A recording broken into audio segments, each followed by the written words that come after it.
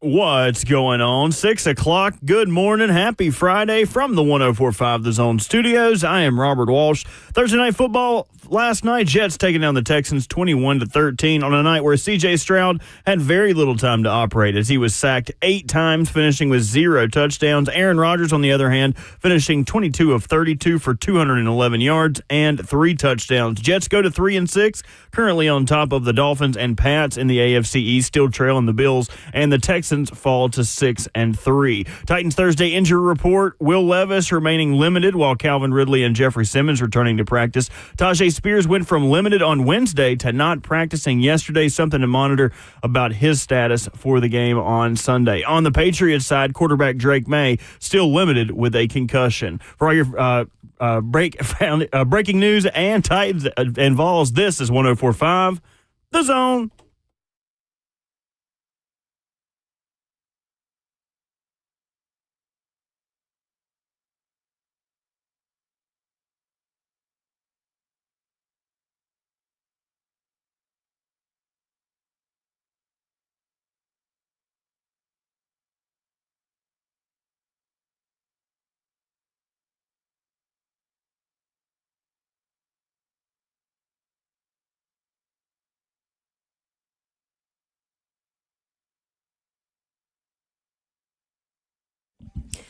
Good Friday morning to the fine people of Middle Tennessee or wherever you're listening around the country. It is Ramon, Kayla, and Will, and we're going to start your Friday off right for 4 hours this morning alongside our 11-year NFL veteran, our Vol for Life. We have Ramon Foster, Yay. Robert Walsh back in the building, and we love it, making everything happen behind the glass.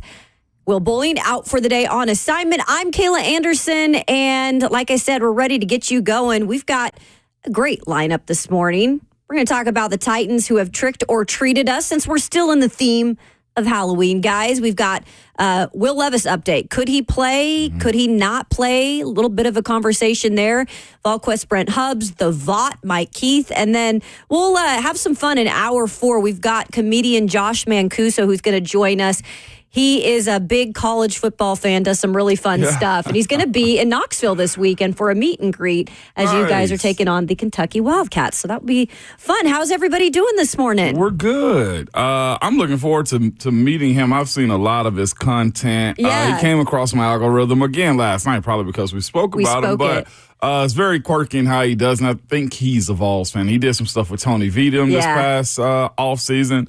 So I'm looking forward to that, man. I don't know if this is – I have never met like a social media like influencer. I that's haven't what really it is. either. Not like that.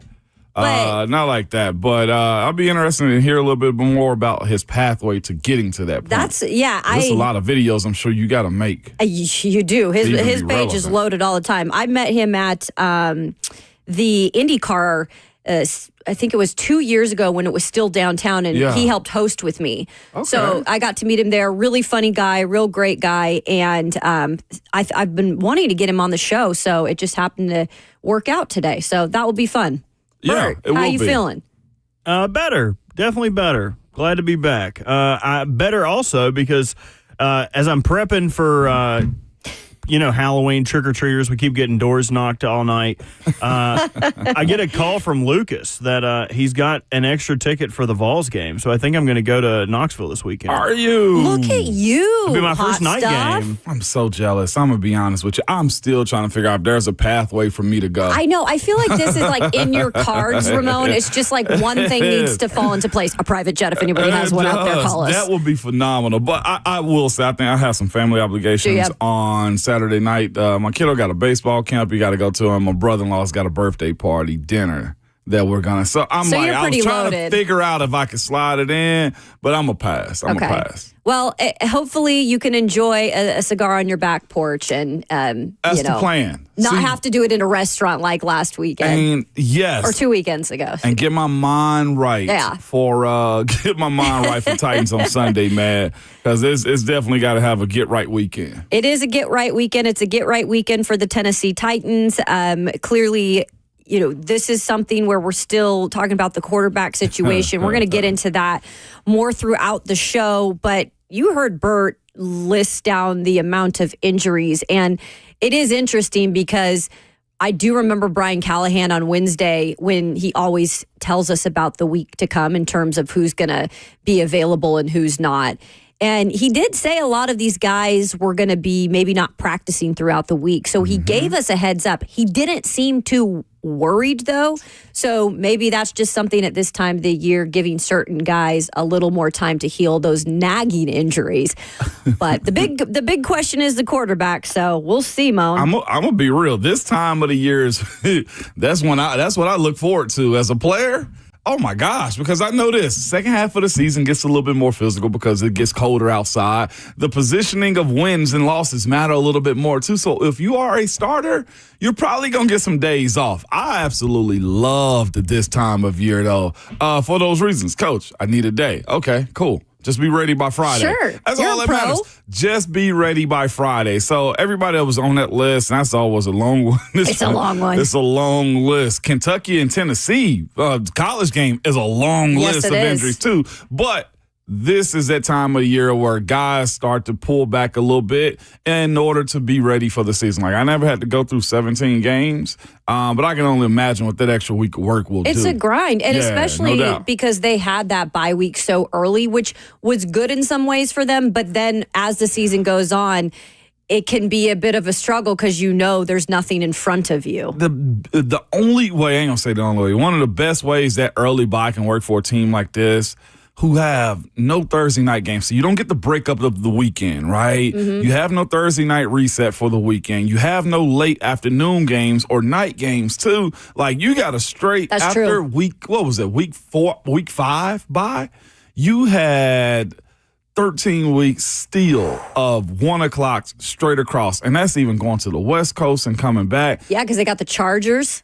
Yes, I know. That's what I'm saying. That's next week. And the only thing that they could benefit from, as far as the way this schedule is set up, is consistency of winning at 12 o'clock games. Absolutely. Central. Like, if you catch a wave. But they haven't found that yet. So hopefully.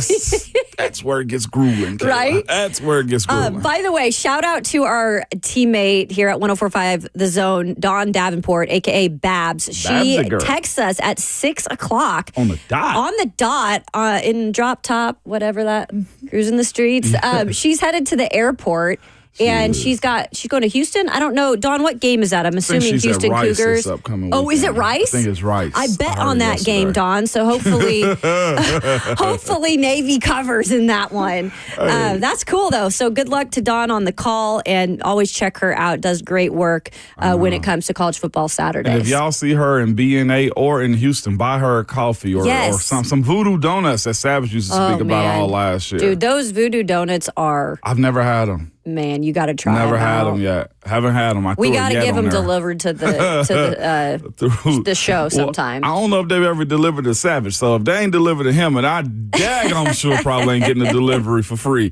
But I did the show yesterday evening too. Yeah. And I had to tell Babs, I was like, Babs, you got some of the coldest little catchphrases out here, okay? Oh, yeah. I know when they're coming. The Twitch, please. Yep. I was just like, that's cold. You took that on yourself for a while. I was taking it for a while. I was just like, Babs does it better. And then when they on the remotes and Eki Bop is there, they got the prize box, Dawn's prize box that she has, a dresser.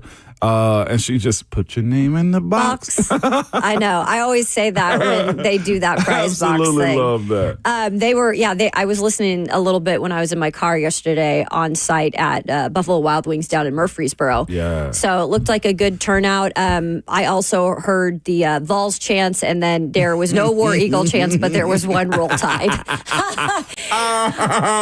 Hey, Babs, if I was down there, I would have done a War Eagle with you. I'll just say that. All I'm telling you is that we've made this a Dawn segment. She need to let Baby Babs be great. That's all I'm telling you. She is hard on Baby Babs, man. You got to be, though, when you got little girls, man.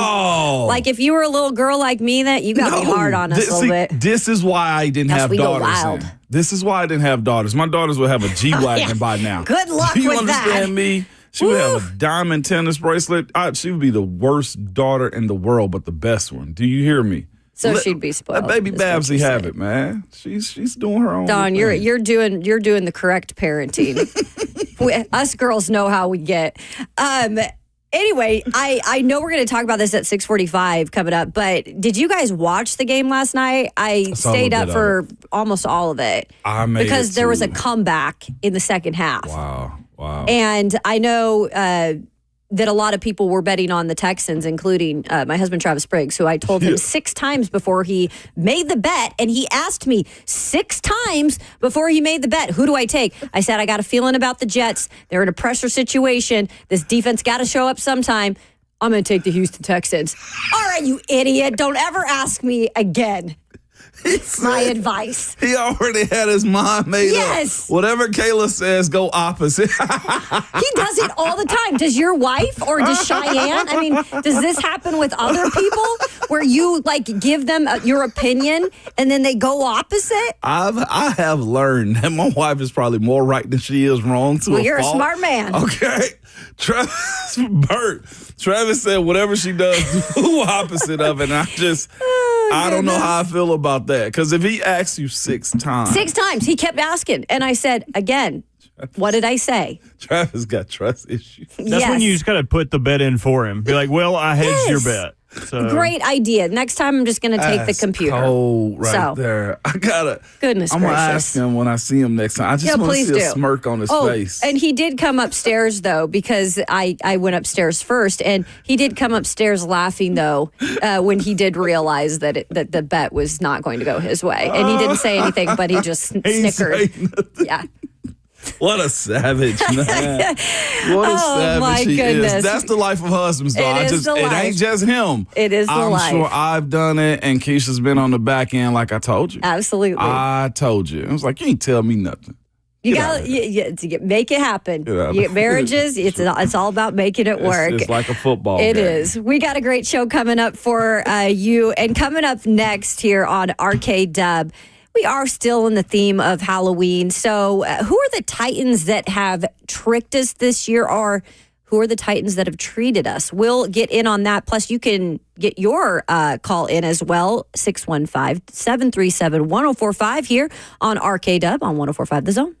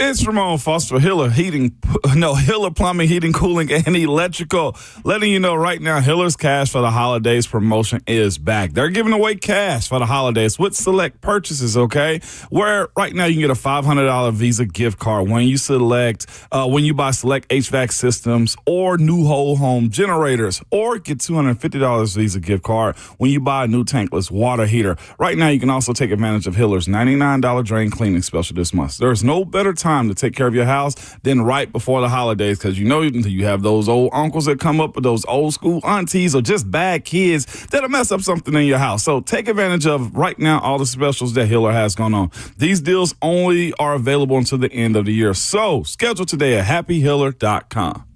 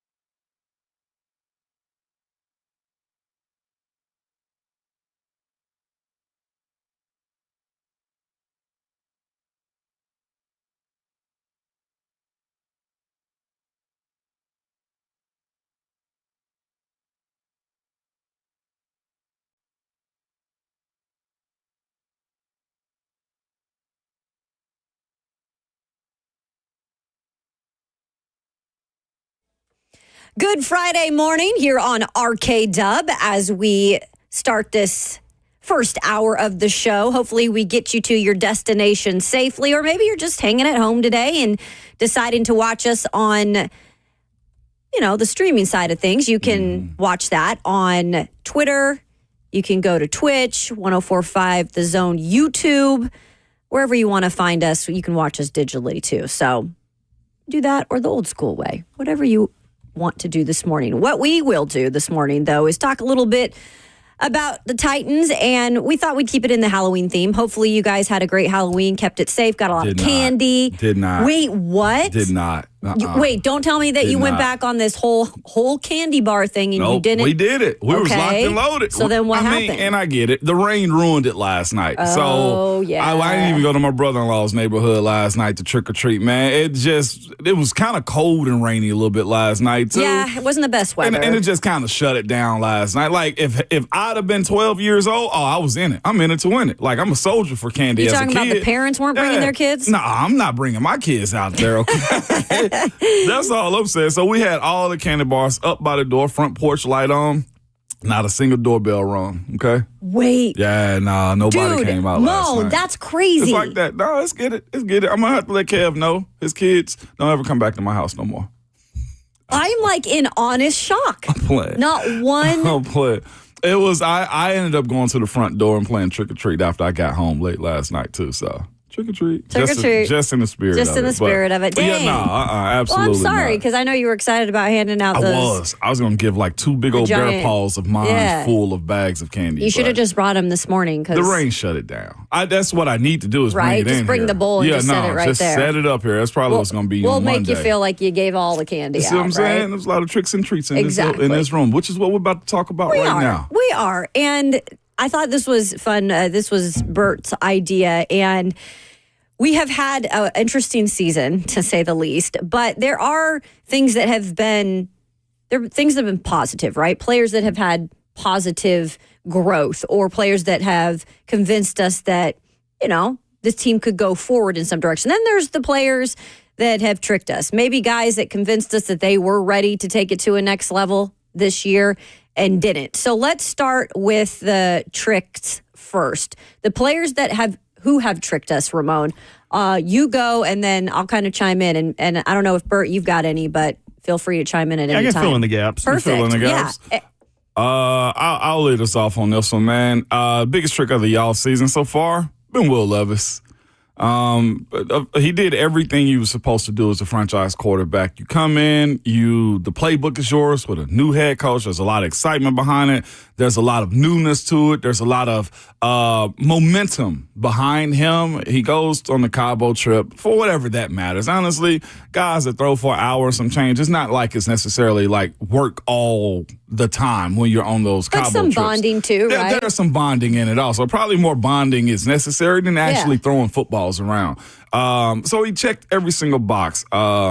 The health side was there. The competitive side, the marketing was there. Oh, yes, it was. He's got a big banner, you know what I'm saying, around the stadium, if I'm not mistaken, or at least around the city. He's checked every box. And for the season to start off this first half the way it is, I think that's probably one of the biggest tricks that we've seen here in a little while.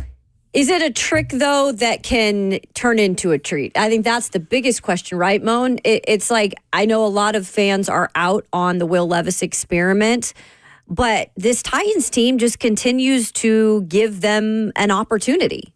Yeah, and that's the thing about it. Like, it's always a redeeming factor when it comes down to, like, sports, right? You can always find time to redeem yourself. And I'm hoping since October is done that we get a lot of thankful plays from Will Levis if we can talk about Thanksgiving, okay? That's where I'm at with him. Like, I think when I said what I said the other day as far as, like, this being his last stand, as if I was out. Like, I'm not out. I just need for him to prove it to him. Mm-hmm. Like, the same way if you continually trick me into thinking that, hey, you got a piece of gum in your right hand and you're going to give it to me, and you don't, or it's in your left hand, like, I can't continually sit there and just trust that you're going to do good things. Just like my guy Kev that texted me, he said, easy. The boys didn't want to get tricked again like they did last year on my Halloween candy. Oh, because you said you were going to get, it's like the boy who cried wolf that said he was going to, give out those candy bars. So, That's where it is for me and Will Levis. And that's solely based upon his play and the expectations that I had for him as somebody that's covering him and as a fan of watching this team do good. That, to me, I think has been the biggest trip. And yes, Kayla, to your point we just said a second ago, he can get it back. But that starts if he plays this weekend. And then again, my whole motto on guys that are professionals and have been around it before, you can do it once, but I need to see it again. And then again, and then again. There needs to be a level of consistency when it comes down to our expectations of Will Levis, which is why I've nominated him as the biggest trick in our trick-or-treating segment here. And that's a fair one. So, Bert, what do you want to give us today in terms of your trick? Who's tricked you? Who's kind of thrown you off this season? I think my biggest trick was Chidobe Awuzie, because he got added early in the free agency process. He got, I think it was $13 million a year. Wow. Somebody gets cornerback 2 money. Somebody who's supposed to be able to play for you. And he has just been not even bad. He's just been unhealthy. He has not been on the field. And when you're paying somebody that much money, it just seems like a gross oversight to think that he was going to be able to play that much on this team. And it's kind of exasperated by the fact of, we're going to trade for L'Jarius Sneed now. Now, they didn't know Sneed was going to be available, or I don't know if they would have signed Cheeto. But bringing him in and then it being exasperated by L'Jarius Sneed also not playing as well. That's a good point. That's my biggest trick. I thought this secondary was going to be a lot better than it actually was. To your point, this deal was 3 for $36. I did not realize. I thought Cheeto was on a 1 year so long ago. I know. I just realized that a couple days ago we were talking about Cheeto, and somebody had brought up that was a 3-year deal. Yeah. Oh, it was Joseph Bonanno. And he can potentially be out after next year. Yes. So they're out after next year. Yeah. I almost forgot for a minute he was on the roster because he was hurt. Remember, guys, he was hurt all of training camp. Yeah. So he really didn't even get a chance for people to see him during training camp. And then he played a little bit and then was back out with an injury. So, yeah, that's a really good one. So this one is a little bit tricky because I feel like people are going to say, well, he didn't trick us because we never believed in him. But for me,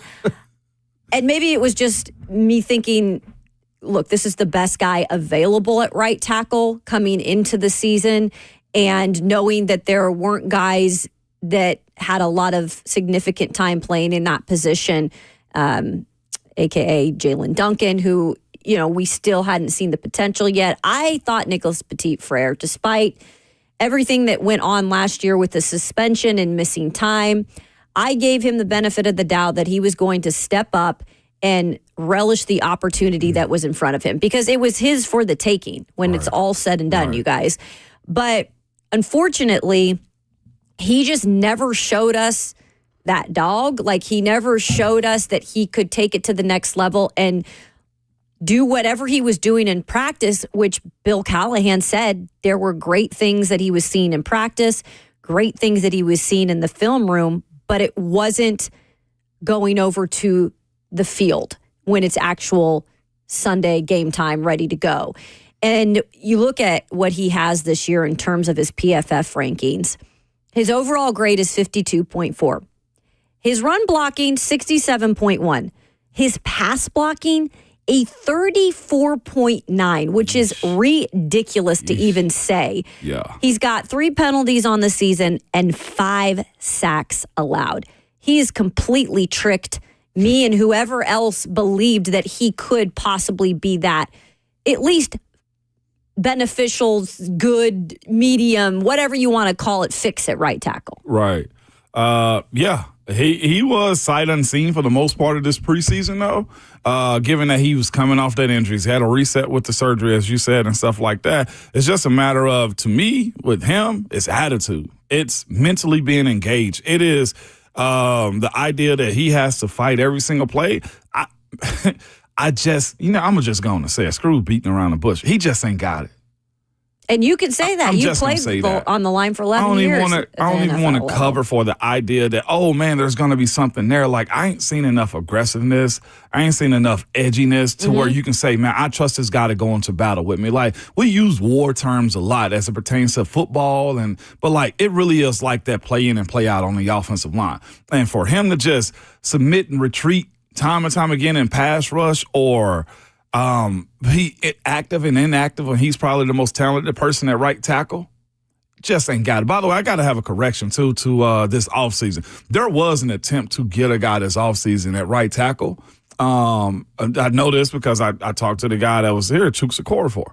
So there was an opportunity for them to try to. Now, New England's situation with him didn't work out either because he's away from the squad, too. So, again, may have dodged a bullet with that one, too, but we'll see moving forward because he's still away from the team for personal reasons right now. So there was an attempt to try to upgrade that spot going into this offseason. But as far as MPF, yeah, that one to me is disappointing more than anything of almost anybody on this list that we have here. Yeah, and you can chime in if you want. Call us at 615-737-1045. Who is the Titans player who has tricked you this season? Who's the Titans player who has treated you? And that's what I love to talk about, because as much as there is negativity around this season, rightfully so. They've won one game, right? I mean, there has not been a lot of reasons to be thinking that this team is going to be good the rest of the season. There are parts, though, that have been, good for this team. So what is your treat in terms of a Tennessee Titan this year? Specifically, this one for me is T'Vondre Sweat. He had so much negative press around the idea that he could play football in the NFL. It has so much negative press about him being a second-round draft pick, and all you've seen is him be a model citizen, have no issues whatsoever as pertains off the field or on the field, and nobody's mentioned his weight. He's been a guy that's been more available than most, and I think last game, because he was on the injury report, he's dealing with a quad issue. So I saw him on the sideline putting a heating pack on that to continue to go play football. Like, those are the types of players that you want right there. And, yeah, he had high expectations of, like, what he could be, but the way he was painted up this offseason as far as, like, a lot of the way the media talked about T'Vondre, it was everything but football. It was how big he was. Can he play 3 downs? Can he sustain being healthy? What is his conditioning like? How big is he? How much weight does he have? How big is he? Those were the conversations. And to see him from week one be a guy that's, to me, a cornerstone, if he can sing his own at this point, definitely the biggest treat this offseason. Yeah, I've loved, first of all, just seeing him grow throughout the season in terms of his personality, even in the locker room. You guys don't get to see that, but I can bring in kind of what we deal with him in the locker room. He's a great guy to go just chat with. You don't even have to always talk football. He'll just talk to you about other things that are going on, and he likes to talk about Texas, of course, being a guy from there. So it's been fun to watch not only the progress on the field, but to see him become more comfortable too as a rookie. And it's clear because we've heard coaches say nothing about him. He's doing everything you need him to do inside of the building too. Definitely. And people gravitate around T'Vondre too. Good. In the locker room, you've got Jeffrey Simmons and Coburn as his locker mates, but you got people over there that love to kind of just be around him. And see, that's how you continue to build like those cultures. That's why I said for the people that like want to dive into the negativity, I'm with it, but I can tell you some positive things that's happening that we might only see benefit like 2 to 3 years from now. You saying that about T'Vondre lets me know that he's a guy that has gained respect through his play. And just the type of person that he is, too. That's how you get into these positions right here and continue to, have guys that want to be in the building, be around you, and get better. Yeah, it's those foundational pieces that we talk about that you need to really show some progress in that rookie season, and you're seeing a lot of that happen. I know Bert's taking a call right now, so I'll give you my treat for the year. And I think that this is no surprise, but running back Tony Pollard has been absolutely marvelous for this team. If I'm going to use, I could describe him in so many words, but he has been probably the most consistent player when it comes to this offense. He has not disappointed. He has been available when, by the way, at the beginning of the year, we maybe thought Tajay Spears and him would be splitting in terms of carries. That didn't turn out to be the truth. More so because Tajay Spears has been injured. Right. But Pollard has continued to carry the load. And so what's so impressive about him, you guys, and here's his numbers on the season. Through 7 games, he's got 494 yards, 3 tutties, 21 receptions also for 109 yards. He is one of those backs, and he did it last year too. You might not notice it until you really sit down and look at the numbers, but his yards after contact are insane. Like watching him run and then being able to gain those extra yards. I think he's leading the way right now in the NFL in that category. He's averaging more yards after contact in 2024 than he has in any season since his rookie year. So he's clearly been a bonus for this team. He also has 15 plays with 10 yards or more in terms of rushing. So no doubt. And I heard Nick Holtz yesterday speak about him a little bit and just the type of guy that he's been to and the workload that you mentioned that he's had. And they was speaking about, whether Julius Chestnut or Tajay getting back healthy, like you got to start taking some of that workload off of him because November, December football is where teams like to run a little bit more to close out games because it get a little cold and you can lean on people a little bit more. But yeah, he's handled the extra way better than I thought he would have this year. Yeah, and I think right now, because on the injury report, he's on there with a foot injury and he hasn't practiced a lot. I do feel like you've got to be careful when you're a head coach right now. And I think Callahan and them are probably looking at it like, hey, he's gotten a lot of the workload. He's a little banged up maybe with a foot, thing that's bothering him. So let him just sit right now. And I'm completely fine with that. I don't need him to practice every day to feel like he needs to be ready for Sunday's game. But I think he'll go. Yeah, so. I would expect so, especially this has to be a weekend right here where you need a dub. I don't know if has Tajay been available this week? What's weird, and Bert said it in the update at the top of the hour, is he was dealing with that hamstring, right? So he practiced on Wednesday, but then did he not practice, Bert, you said yesterday?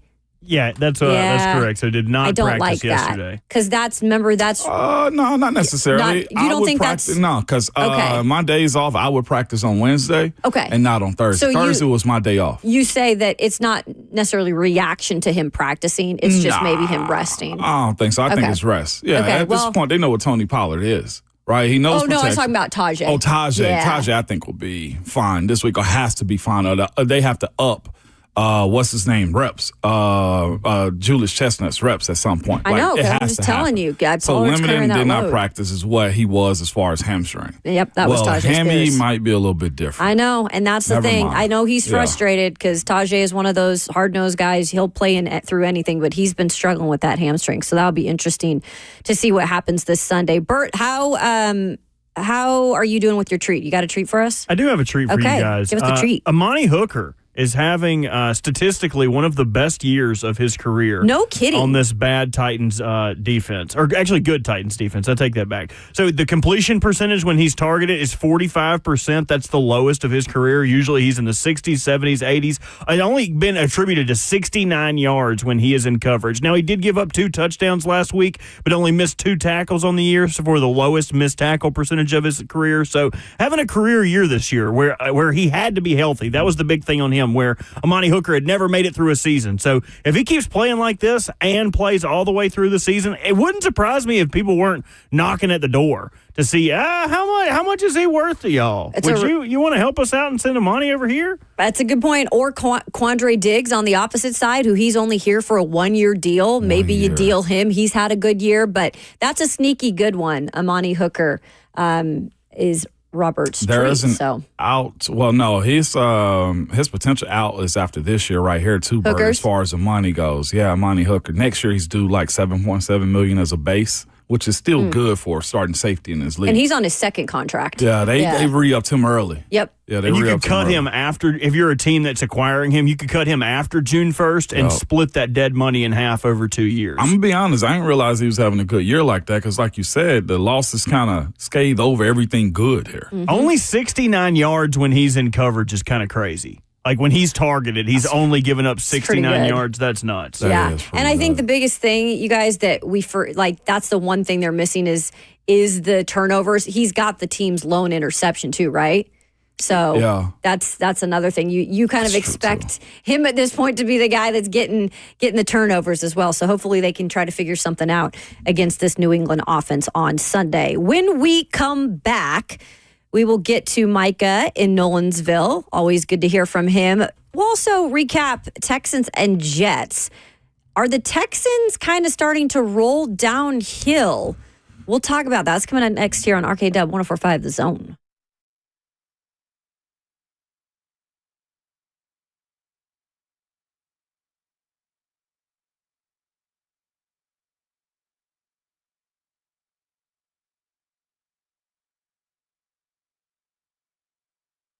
Hey, it's Will Bowling. Lee Company's annual food drive, Vans for Cans, is back. Now until Friday, November 22nd, Lee Company will be collecting canned food items and other non-perishable goods in partnership with local food banks to provide meals for our neighbors in need this Thanksgiving.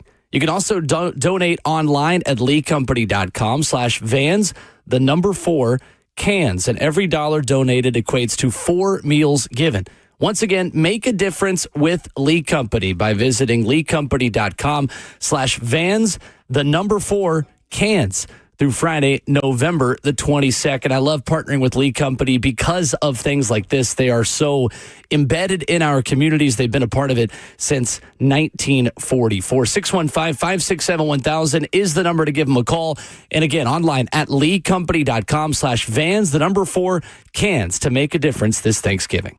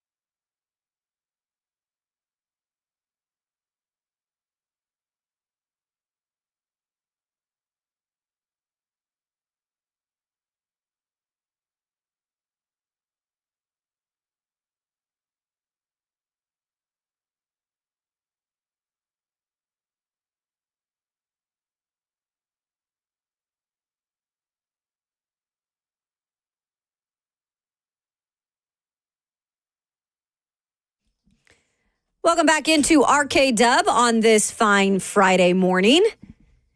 Had a little Thursday night football on Prime last night, and it was an interesting game. I think a lot of people thought the Houston Texans would be the team that could come out with a victory. However, there were just so many things in the back of my mind, and I don't know for you guys, that the New York Jets at some point, with all this talent on this team, with this defense that still is really good, had to show up at some point.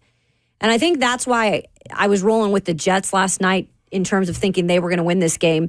They do win this game 21-13 over the Houston Texans. And right now, the Houston Texans now 6-3 on the season. Mm-hmm. So not bad. It's not like 3 losses is the end of the world. But I do feel like when you look at this team, and their last loss came against the Packers, they lost that one 24-22. So it's not like these games, they're getting blown out or anything. Mm-hmm. But they've got a lot of injuries going on right now with this Houston Texans team. And you see it in terms of C.J. Stroud last night, just had a night in terms of, I think he was sacked 5 times. It was 5 times last night? Yeah, they got after him last night. Or sorry, 8. Sorry. Let me change that. 8 times last night. Yeah.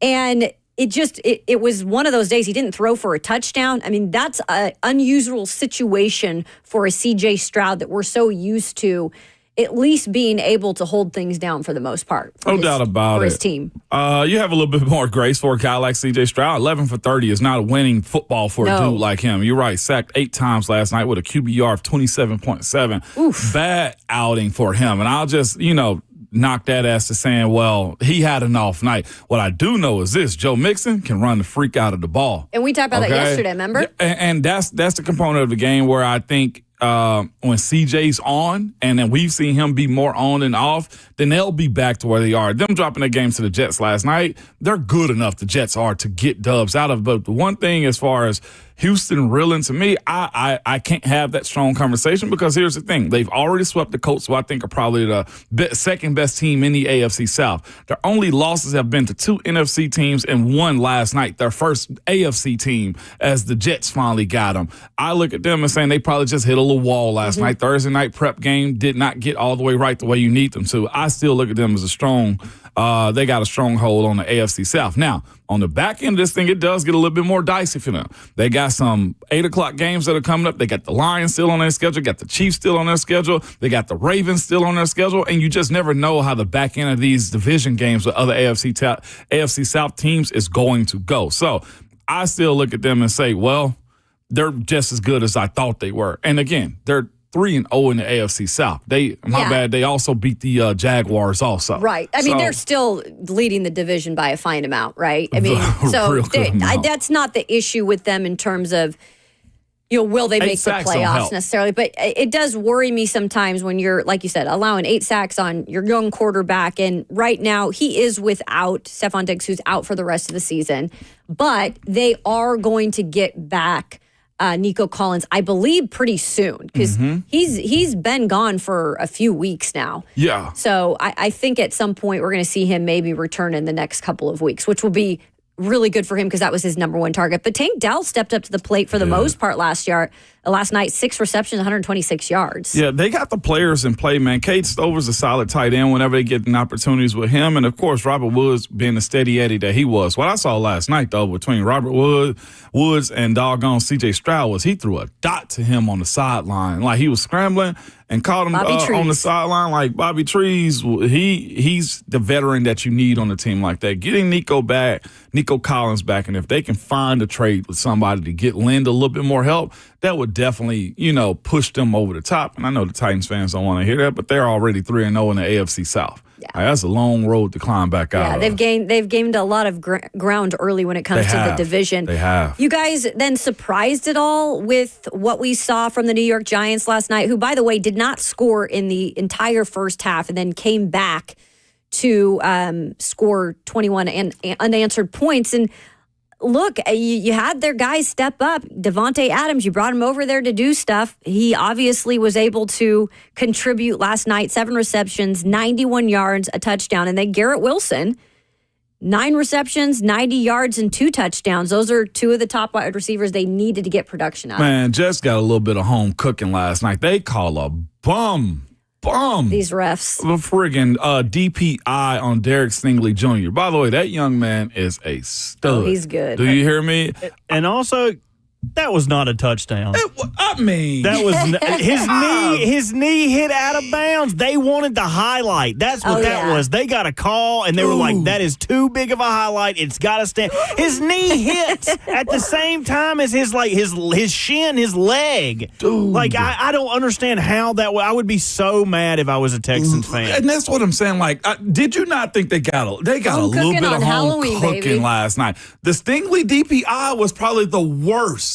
And it was a 4th down. It was one of the worst calls I've seen in a very long time, man.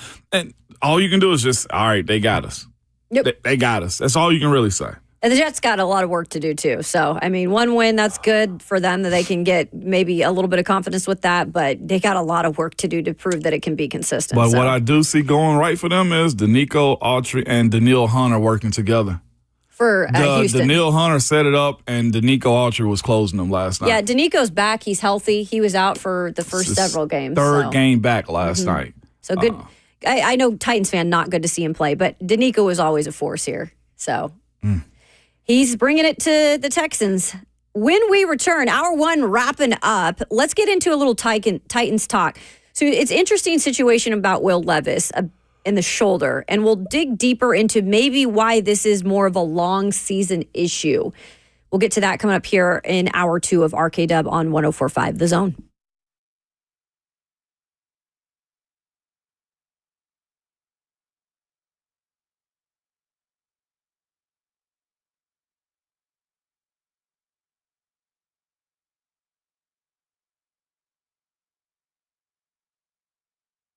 What's up? It's Will Bowling. Titans back at home this weekend, meaning we are tailgating again at the Bankers Alley Hotel, Gray and Dudley. 221 2nd Avenue North. We got a great deal for you starting at 9:30 a.m. this Sunday. We've got a great deal, $40 for a burger, a beer, and a parking spot. The valet parking, it is easy, it is fast, it's efficient. You're going to be in and out of downtown like that, and parking at a premium with the construction going on around the stadium. Plus the food, it is amazing. The smash burgers, the beers, the brats, we got everything you need. Come by and see us, 221 2nd Avenue North in downtown Nashville, 9:30 a.m. Come hang out with me, tailgate before Titans and Pats. We'll see you there. Gray and Dudley at the Bankers Alley Hotel.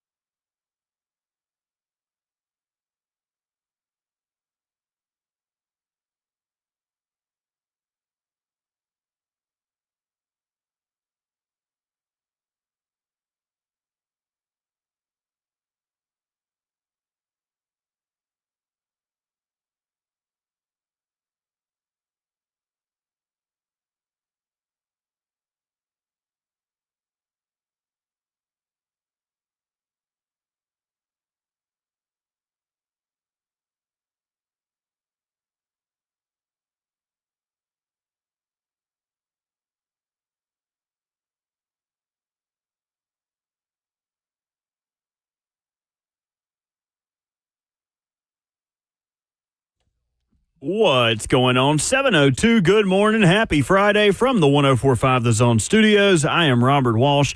Thursday night football last night. Jets take down the Texans 21-13 on a night where C.J. Stroud had very little time to operate, sacked 8 times, finishing with 0 touchdowns. Aaron Rodgers, on the other hand, finishing 22 of 32 for 211 yards and 3 touchdowns. Jets go to 3-6, currently on top of the Dolphins and Pats in the AFC East, while the Texans fall to 6-3. Titans Thursday injury report. Will Levis remaining limited while Calvin Ridley and Jeffrey Simmons return to practice. Tajay Spears went from being limited on Wednesday to not practicing on Thursday. That's something to monitor for his game status going into the game on Sunday. On the Patriots side, quarterback Drake May still limited with a concussion. For all your foundation repair and your waterproofing needs, you got to go to USSTN.com. Breaking news at once on your home for the Titans and the Vols. This is 104.5 The Zone.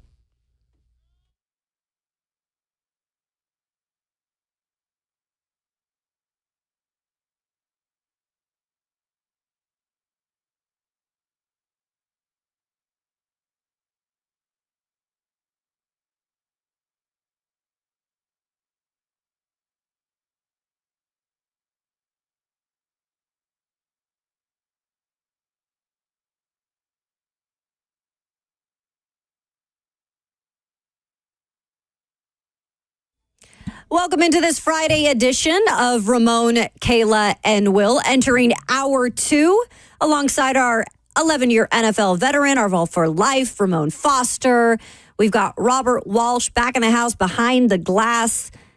I'm Kayla Anderson, driving the ship today. Will Bowling with an assignment is what I will say. Yeah, he got an assignment. I'll talk about it like 3HL does. An assignment. You don't have to be coy. He's suspended for PEDs. It's fine. Shoot. We can talk about it. I didn't think we were able to talk about the PED thing. He will be back on Monday. He also put a statement out to me to read for him. Did you? He's Okay. embarrassed by his actions and does not want to let the team down, and he will be back on Monday primed and ready to fulfill his duty. Did he also say this does not reflect who he is as a person? Right. He let that be known. He also said that this is something his trainer prescribed him. So it's something So that the trainer So the trainer is the one is who at is at fault. fault here. So Okay. Will Bowling blaming the trainer for his suspension, that huh? trainer. That good old excuse making. Well, how long does he have to serve? Can he get it reduced?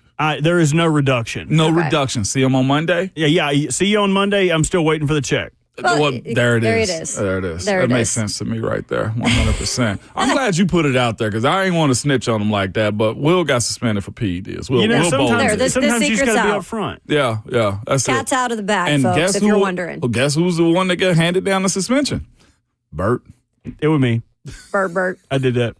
He really runs things behind the scenes, okay? Really does. Somebody who's not suspended, thank goodness, but we don't know if he's going to play on Sunday yet, is Will Levis. And quarterback Will Levis has been dealing with a right shoulder injury, as you all know, as we have talked about endlessly.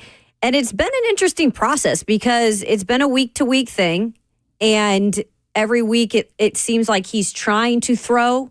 But when it comes down to it, if he does not feel like he can do everything he wants to do, he's not going to play. And yesterday, he even was asked, is this your decision? As if, are you going to play? Is that your decision? And he said, yes, this is up to me. And so some of the things that we asked him about yesterday when we spoke with him in the scrum in the locker room is just, first of all, how he's feeling. He said he feels good. It's been a really long process, he added. And he said, we'll see, though, if I'll be good for Sunday. He was then asked about throwing on back-to-back days. He says the shoulder, for the most part, feels good. It's all part of a process, though, when you practice, let's say, on a Wednesday, Ramon, and then the next day you're kind of dealing with that recovery and fatigue, he said. So it's all a balancing game. And he also said he wants to make sure he's capable of making every throw. So if he doesn't feel like he's capable of that, then we might not see him. My big question for you, Ramon, is could this be a problem for the entire season at this point? Because this feels like an injury that might be something that will stick with him that could prevent him from being his 100% self this season. It is. It could be, what is it, grade 2 AC sprain is what it is. And that's also, it's not like it's a quad or a rib where you don't have to use it every single play. In a sense, like you'll feel it, but like he's directly using that joint in his throwing motion. Because it's his throwing motion, and it may just need to heal properly. So I'm not sure how quick his body is, what kind of, if he's using red light therapy, if he's using ice and stem. Like, I don't know what he's doing to rehab it back as quick as possible. But joint injuries, for the most part, is time. It's how much can you withhold as far as the pain tolerance of it, and how much will you also re-injure it. Just think about this. When pitchers have this issue, it's usually weeks that they're out. You know what I'm saying? And he's been out for a couple so far. It's a matter of trust. And at this point, for me, I think he hurts himself if he say he's good and he can't finish not just this week, but next week too, because coach is trusting him to be in a position to where he can make very professional decisions for himself, which won't handicap the team and put the team in worse situations with what they thought happened a couple of weeks ago when they had to pull him out of the game, right? That's where he needs to be a better pro. Like, this can go one or two ways for Will Levis. Either he gains a lot more trust with coach and say, hey, when I tell you I'm good, and we can go win football games together. Or it makes coach put him on the back burner as far as his decision making. And from here on out, your health and how you feel is in my hands. And that's where he's at. I mean, Ramon, when you were in Pittsburgh, I don't know if you knew like the order of who tells you what in terms of the trainers, but was it something where, and Ben's a veteran, so it might be different in Ben Roethlisberger when he felt like he was ready to go, it was his decision. Is it usually the quarterback's decision on if they want to go, or is it the coaches having to sometimes say, like, we're not going to let you go because you're not 100%? It's a little bit of both, but it came to what I just said to is trust. I had a very similar situation like that in 2018. I hyperextended my knee bad. It ended up being a bone bruise. I thought I tore my ACL and MCL, PCL. I thought my patella had I thought everything was done. And I had about 5 weeks to get ready for the season. It was a season opener in Cleveland. Good thing it was in Cleveland, because if it was in Miami, I may not have played. So I did the entire rehab process of running, lifting, strengthening it up, etc. We got to game week, and I know I was still limping. I know I was, okay? But I had my knee brace on. I had compression on it. And Coach Tomlin asked me on Friday, big fella, we rolling? I was like, yeah. He's like, well, we'll see on Sunday. You know the reason I was allowed to play? The weather.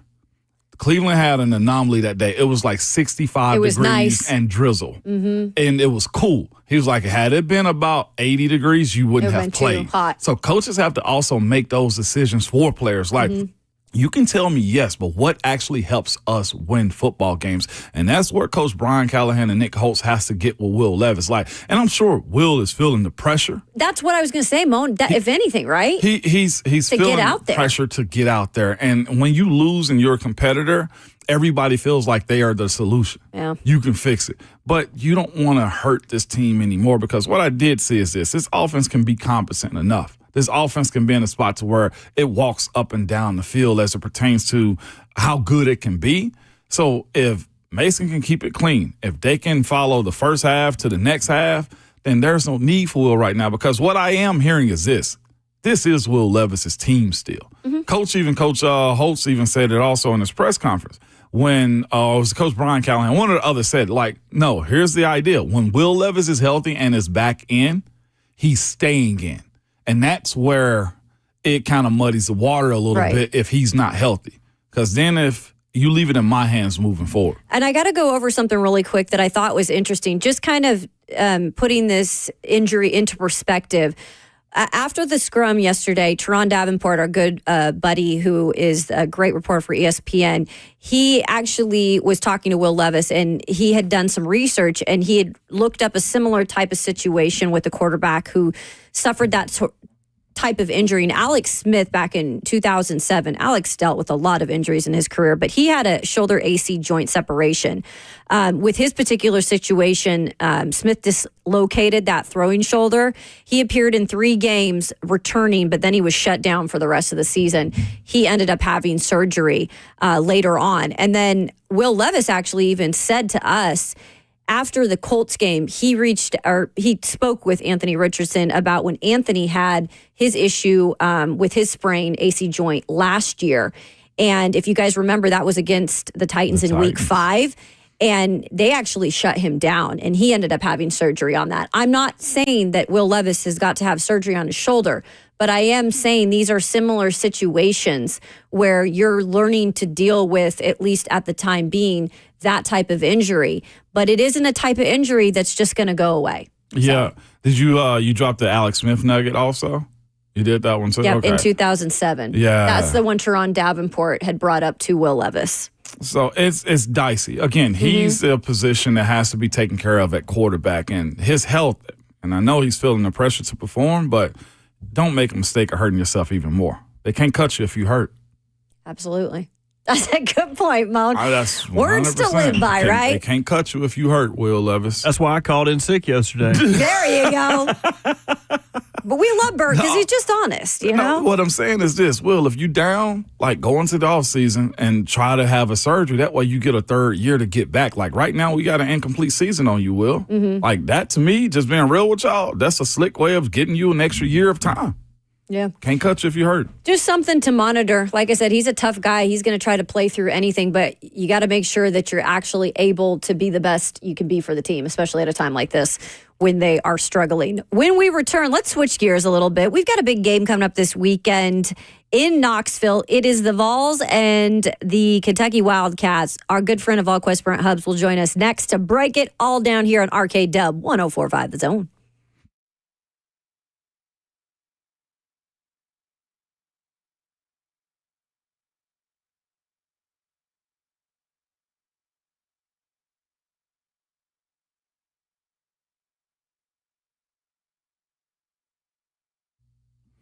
It's Ramon Foster for United Structural Systems. Is your concrete in need of repair? Maybe your sidewalk is shifting, your driveway is cracked and sinking, or your porch steps have moved. Shifting concrete can create dangerous situations and trip hazards around your home. It's also simply a big eyesore. Whatever is going on with your concrete, call United Structural Systems. Ask them about their polyurethane foam injections. That's right. You've heard about USS for a long time. This is the same company that has provided superior foundation repair and waterproofing for the Middle Tennessee since 1994. Sitco, they can fix your sunken or settling concrete. USS uses polyurethane foam injections to lift and repair your sinking concrete in a matter of minutes. Lifted concrete also can be walked on immediately and even driven on 30 minutes after that. So don't go through a long, expensive process of ripping out and replacing concrete. Call USS. Their number is 615-488-7855. That's 615-488-7855. You can reach them online at USSTN.com.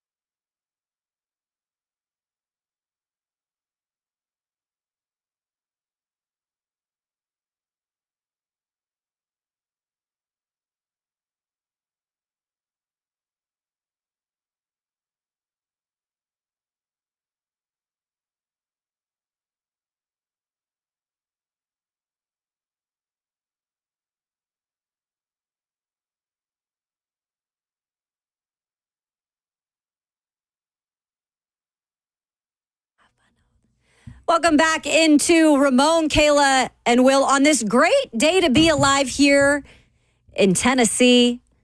And we got a great guest with us that joins us every Friday at this time. Brent Hubbs of VolQuest. Brent Hubbs brought to you by Ascend Federal Credit Union, your financial partner for every stage of life. Brent, Robert was really, really excited about this song Leading You In by Travis Tritt, and I think he hit it right on the nail on the head. It's a football Friday. Yeah. Is there a better time to be alive than a football Friday? Right? You got a home game in Neyland Stadium Saturday night. We got dark mode. Ooh. We got college football playoff implications on the line all over the country. Football's great. It is a great day to be alive. Hope everybody's well. Tell them. We're good. There you go, Hubs. Got us pumped up there, Hubs. Yeah, Will skipped out on you, man. I want to leave with that. He said he didn't want to deal with you this week, man. I just needed you to know that out front. He picked a different sport than football to deal with in the fall. I know. He's a busy man. Hey, Hubs. Bert said he's suspended for PEDs. That's why he's not here. He'll be back Monday from his suspension. Brent Hubbs joining us this morning of VolQuest. And Brent, the Vols had some time in terms of their bye week to get healthy and get ready. How healthy is this team coming into this game with Kentucky this weekend? I think for this time of the year, they're really healthy. I think the open dates, while Tennessee did not handle the first one very well at all in terms of what they did at Arkansas, when you look at the calendar, I think the open dates have fit pretty well for this team. It's broken up the season to the point that they've not had a real long stretch of physical games to beat them up so much. And then when they have gotten a little beat up, the open dates hit. And that's what's happened here. So, I think Squirrel White's not 100%, but he's going to go and he's going to play. We'll see how effective and how many snaps he can play. But Dante Thornton, who's been on a snap count the last 2 weeks, is better than he's been with his knee. He should be able to play more. I think it was good for John Campbell. I think it was good for Lance Hurd as well. Both those guys battling some knee stuff. But I think the open date hit well there. And for the defensive guys, to heal up some bumps and bruises, I think it was good. I think this is a much healthier Tennessee team coming into this game than Kentucky is, as Kentucky gets ready to play their fourth straight week. You can see it when you look at their injury report and see where they're at. That's a pretty beat-up football team coming to town, but Tennessee is really healthy.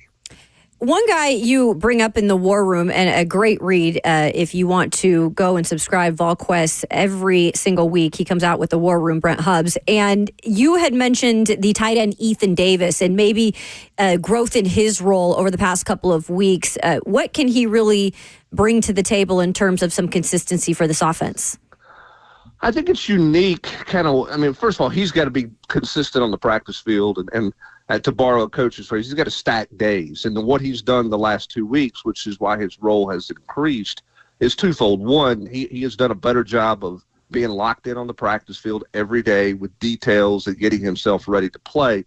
I think the other thing is with the injury to Squirrel White, what do you do at the slot spot? Mm-hmm. Okay, you got Chaz Nimrod who can play some slot, but he's not going to play every snap.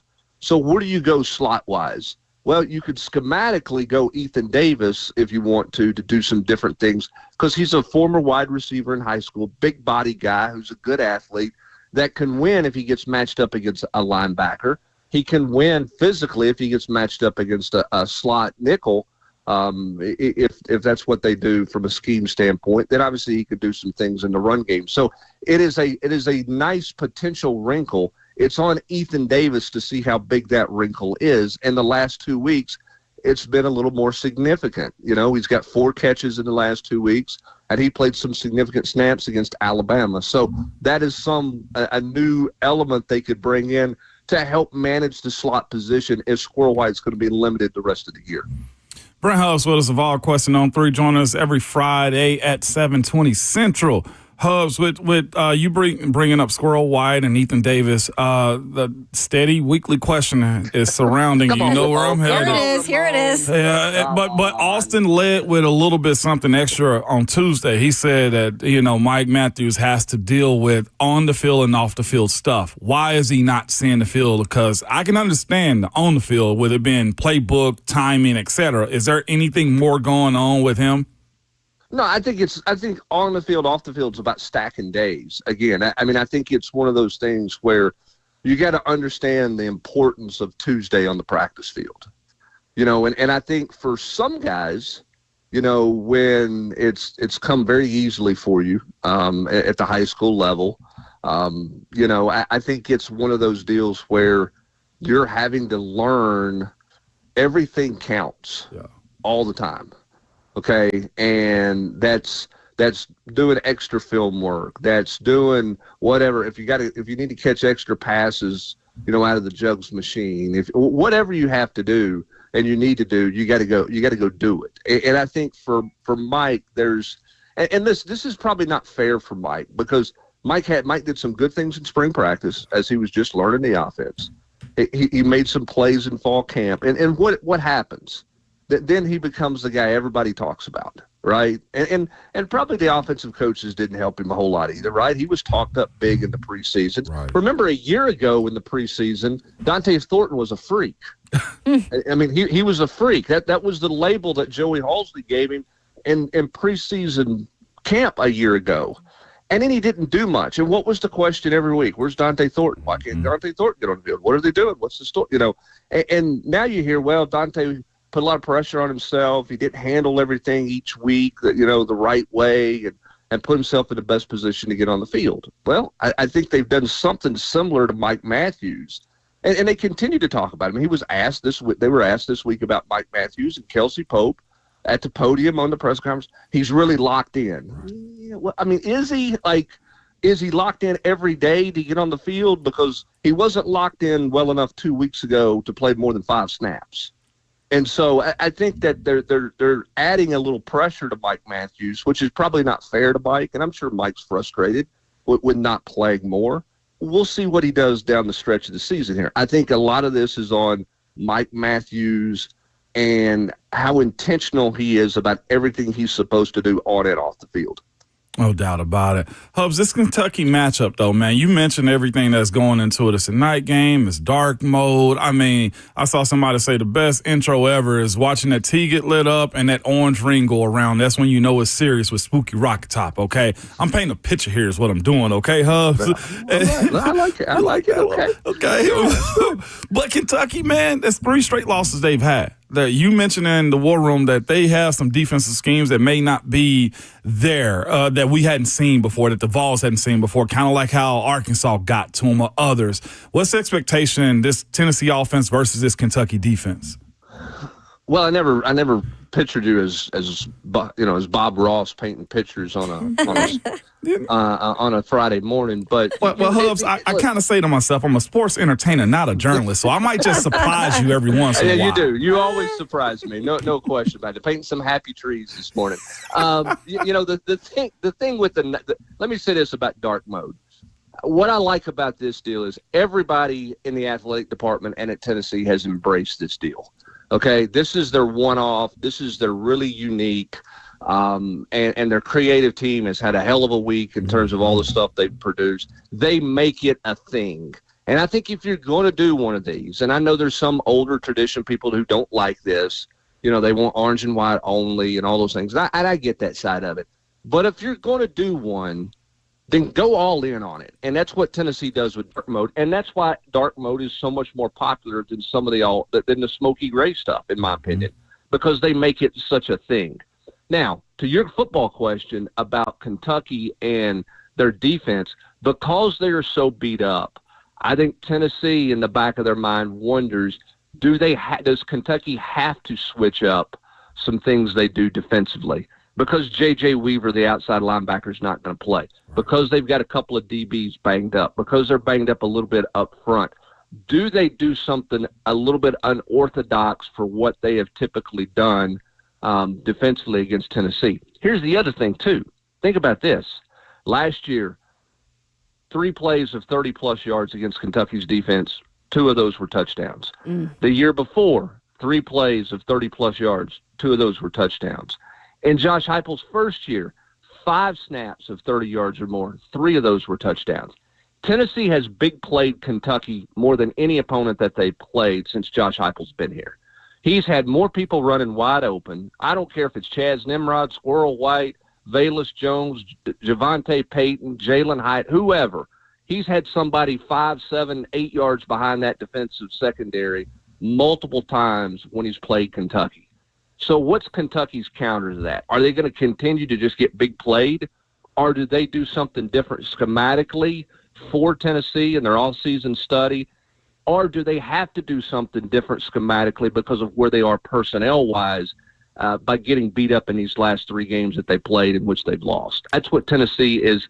They have to be ready for and make an adjustment to if they get some kind of look that Kentucky hasn't shown much to this point. Our good friend Brent Hubbs of VolQuest joining us this morning on RKW. So speaking of Kentucky and on the offensive side up front, an old teammate by the name of Gerald Mency liked to talk a lot of crap and then is not actually even playing in this game. What happened with this, and how disappointed is the Tennessee team that they can't put him specifically into place? Well, it's my understanding that he may have to have some surgery. He may be done for the year, but Kentucky's not announced that. But he's missed. He missed last week. He's going to miss this week. I don't know that he's going to be back, anytime soon. As for the Tennessee perspective, yeah, there's some defensive linemen disappointed. There's some defensive linemen that have had this game circled.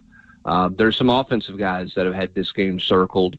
Because of all the guys who've transferred out, and listen, you can do whatever you want to do when you transfer, okay? That's part of it. But if you think about all the guys who have transferred out and the guys who have transferred in at Tennessee, I mean, look at the ones that have transferred in. Jamon McCoy he's never once said a bad word about Oregon State. Mm-hmm. He's never once said, well, I mean, this place is so different from where I played at, where people didn't care or there wasn't. I mean, Jackson Moy never taken a shot at Stanford, right? Look at it as people has left. I mean, Tyler Barron's never taken a shot at Tennessee in his 3-team tour before he got settled into Miami. Slaughter, Addison Nichols when Tennessee went to Arkansas. Now, Arkansas made them captains and all that kind of stuff. But they did media that week and all off season, and none of them said anything bad about Tennessee. Gerald Mency didn't have anything good to say about Tennessee when he left, and he talked about Tennessee every time he got in front of a microphone. The reporter's like, okay, here's a free story for us today. Let's ask Gerald about Tennessee. We're going to get copy out of it. Okay, and that's what they did. And now that he's not playing, there's certainly some people who will be dressed in dark mode uniforms that'll be really disappointed he's not on the field Saturday night. Well, if I can't get you, I'll go get your kinfolk, too. It's essentially what we're doing. I mean, we still keep receipts out here. Oh, yeah. I guarantee you. Absolutely. I mean, listen, this team will not lack for effort, focus, and energy just because he's not out there. Yeah. They will be ready to go. And listen, and here's a great shot. Last group off the field every day on the practice field this week, the defensive line. Man. Nice. Because Rodney Garner is making it very clear to everybody, what you've done to this point is not good enough. Let's find another gear. Let's find another level of play. And if I need to keep you out here until we find it, then we'll just stay out here until we find it. And that's what he did on Tuesday. Rodney did media Tuesday, and he took forever to get in the media room. And everybody's like, what's going on? They're like, he's not done yet. They got extra out there. He'll be here whenever he gets done. And, I mean, he absolutely made sure everybody understood where they're going and what they've got to do this month, starting with Saturday night. It'll be a shock to me if that group up front, who's played well all year long, doesn't continue to play at a higher level the way they played the last couple of weeks. They were good against Alabama. They were good against Florida. I expect them to be better this week against Kentucky. You bring that up, and that's exactly where I was going. A little bit of recruiting real quick, too. Sure. But, of course, 2 recruits committed last night. Well, flipped one from Wisconsin you tell us about, and Tyreek King. I mess up Brendan's last name, Inez. Ames. Okay. Well, him, and I want to just couple that with the idea, too, of culture and where you play it. Jackson Moore had a really great quote and podium moment this past weekend. He was asked the difference between playing on the West Coast, and if he had kids, he said, they're going to play in the South, man. And I know we brag on the SEC, and people, I'm sure, get tired of hearing that, but hearing him say that and watching the recruit flip this past weekend, Ames and Tyreek King, what is this like for those guys in this era that's being recruited to the SEC, but also just to Tennessee in these moments? Well, we joke about it. We've joked for several weeks about Cal and how different things are out there and different stuff like that. It's the passion of it's different. Now, there's some passion that comes with it that is a little bit tough for people to handle sometimes, right? Because you got people tweeting and you got people doing some stuff that you're like, come on, man. But I mean, overall, I mean, the Vol walk, the atmosphere, the intensity of the fan base, living in Knoxville, I mean, I think for a lot of people who are not from around the South and particularly in the state of Tennessee, they have a perception of Knoxville that it's, backwoods, there's nothing there. Then they land and it's like, hey, it's not all cows and barns. I mean, there's a little city vibe here. It's a good place to live. The student athlete experience at Tennessee is a very good experience right now. And Danny White deserves a lot of credit to that. But I'm going to tell you right now, Dave Hart years ago was very committed to improving the student athlete experience on campus. And I think the little things they do for the student athletes and the amenities that they provide for the student athletes is something that resonates when guys visit and they talk to people on campus. They're like, yeah, it's cool here, right? And here's why it's cool here. I think all of those things take place and are a big deal. As for the two kids you're talking about, Tyreek King is a kid from Catholic high school that Tennessee's had bookmarked for a long time. They love this guy. Playmaker. He could play in the slot. He could play. I mean, he can do a lot of different things with the ball in his hands. He's a terrific athlete. He could probably flip over and play defense as well. Wow. But he's an offensive player who's a really gifted athlete. And he's one of those deals. He's camped at Tennessee multiple times, and every time you see him camp, you go, okay, this guy's good. I mean, he can play. He needs to add some weight, all those things, because he's a young guy. He can play. As for Brennan Ames, I mean, this is a guy that fits what William Inge is looking for at linebacker. And that's the one interesting thing about William Inge is he knows exactly what he wants at linebacker. He has a very clear list of traits that he has to have. Wow. It starts with speed, and this kid can flat out run. Okay, speed-wise, he's a safety playing linebacker, but he plays with more physicality. So he can run, he can play in space. That's very important to William Inge and what he's looking for. The second thing he's looking for is how instinctive is he? Okay, when you watch him on tape, he's instinctive. The other thing, too, is how much does he love ball? Well, this kid loves ball. I mean, loves ball. Right. Dad was a really good player in college. He's a super athlete. His dad was a great athlete. And the kid loves playing ball. I think, and I don't know, I think they played tonight. I don't think Page played last night. I think Page's defense has been scored on in one game this season. They play high-level defensive football, and he's the leader of that group who's playing high-level football. Okay, so that you can have all the measurables, but then there's the ball factor. And William Inge loves the ball factor with this kid, and that's why Tennessee has worked hard to flip him from Wisconsin. And it was a big flip for Tennessee yesterday. That's solid stuff there, right? Yeah, that's really good stuff. Yeah, Page has been a really good football program over here for the last few years, and like you said, that defense really, really stout. So it's good news for the Tennessee Volunteers. And Brent Hubs, brought to you by Ascend Federal Credit Union, your financial partner for every stage of life. He joins us every Friday at 7:20, and we really appreciate you. Have a great weekend and enjoy the game. I will do it. Y'all have a great weekend and as look well. at that. Enjoy some football. Will. Not a single question about Nico Iamaleava. Oh, wow. Was that a record? Take that, Hubs. Hey, here's the thing. What everybody wants to see is if Josh Heupel's got somebody 5 yards behind the secondary, lay it out there and let him go get it. If he does, in Neyland Stadium, it will be a great day to be alive. That's for sure. Absolutely. Thanks so much, Hubs. Appreciate it. All right, thanks, Al. Have a great weekend. You too. That is Brent Hubs, always giving us some good stuff. And if you missed that segment, you can always go check it out wherever you find us on your podcast.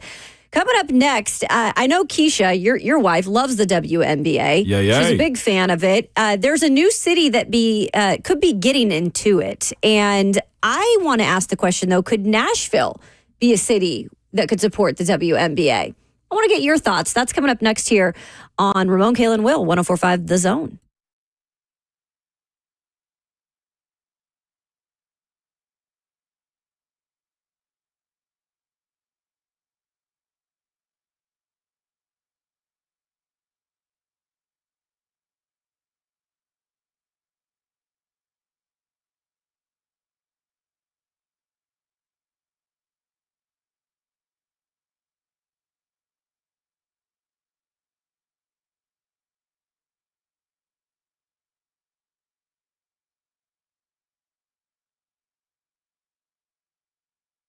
What's going on, guys? Bert and Ramon here to tell you about North Point Roofing Systems. Sometimes good people go through hard times and they need some help getting back on their feet. But if you want to help yourself or somebody you know out, time's running out. You got till this weekend, Ramon. You do, man. They're giving this roof away on the 3rd, man. This month, November the 3rd. Go to 1045thezone.com and register and tell us why you or somebody else deserves this new roof over your home. Here's the thing, too, Bert. I get it how contests go sometimes, just like putting your name in a box sometimes. You want to be the last person. Hey, look, I'm the last one in. Nobody else after me. Well, you can do that today by going to 1045thezone.com and telling us why you or somebody else deserves this new roof. Listen, if you want North Point Roofing System trucks to be in front of your home, putting a new roof on your house, go over to the website right now. Bert, tell them what they need to do. Go get your roof.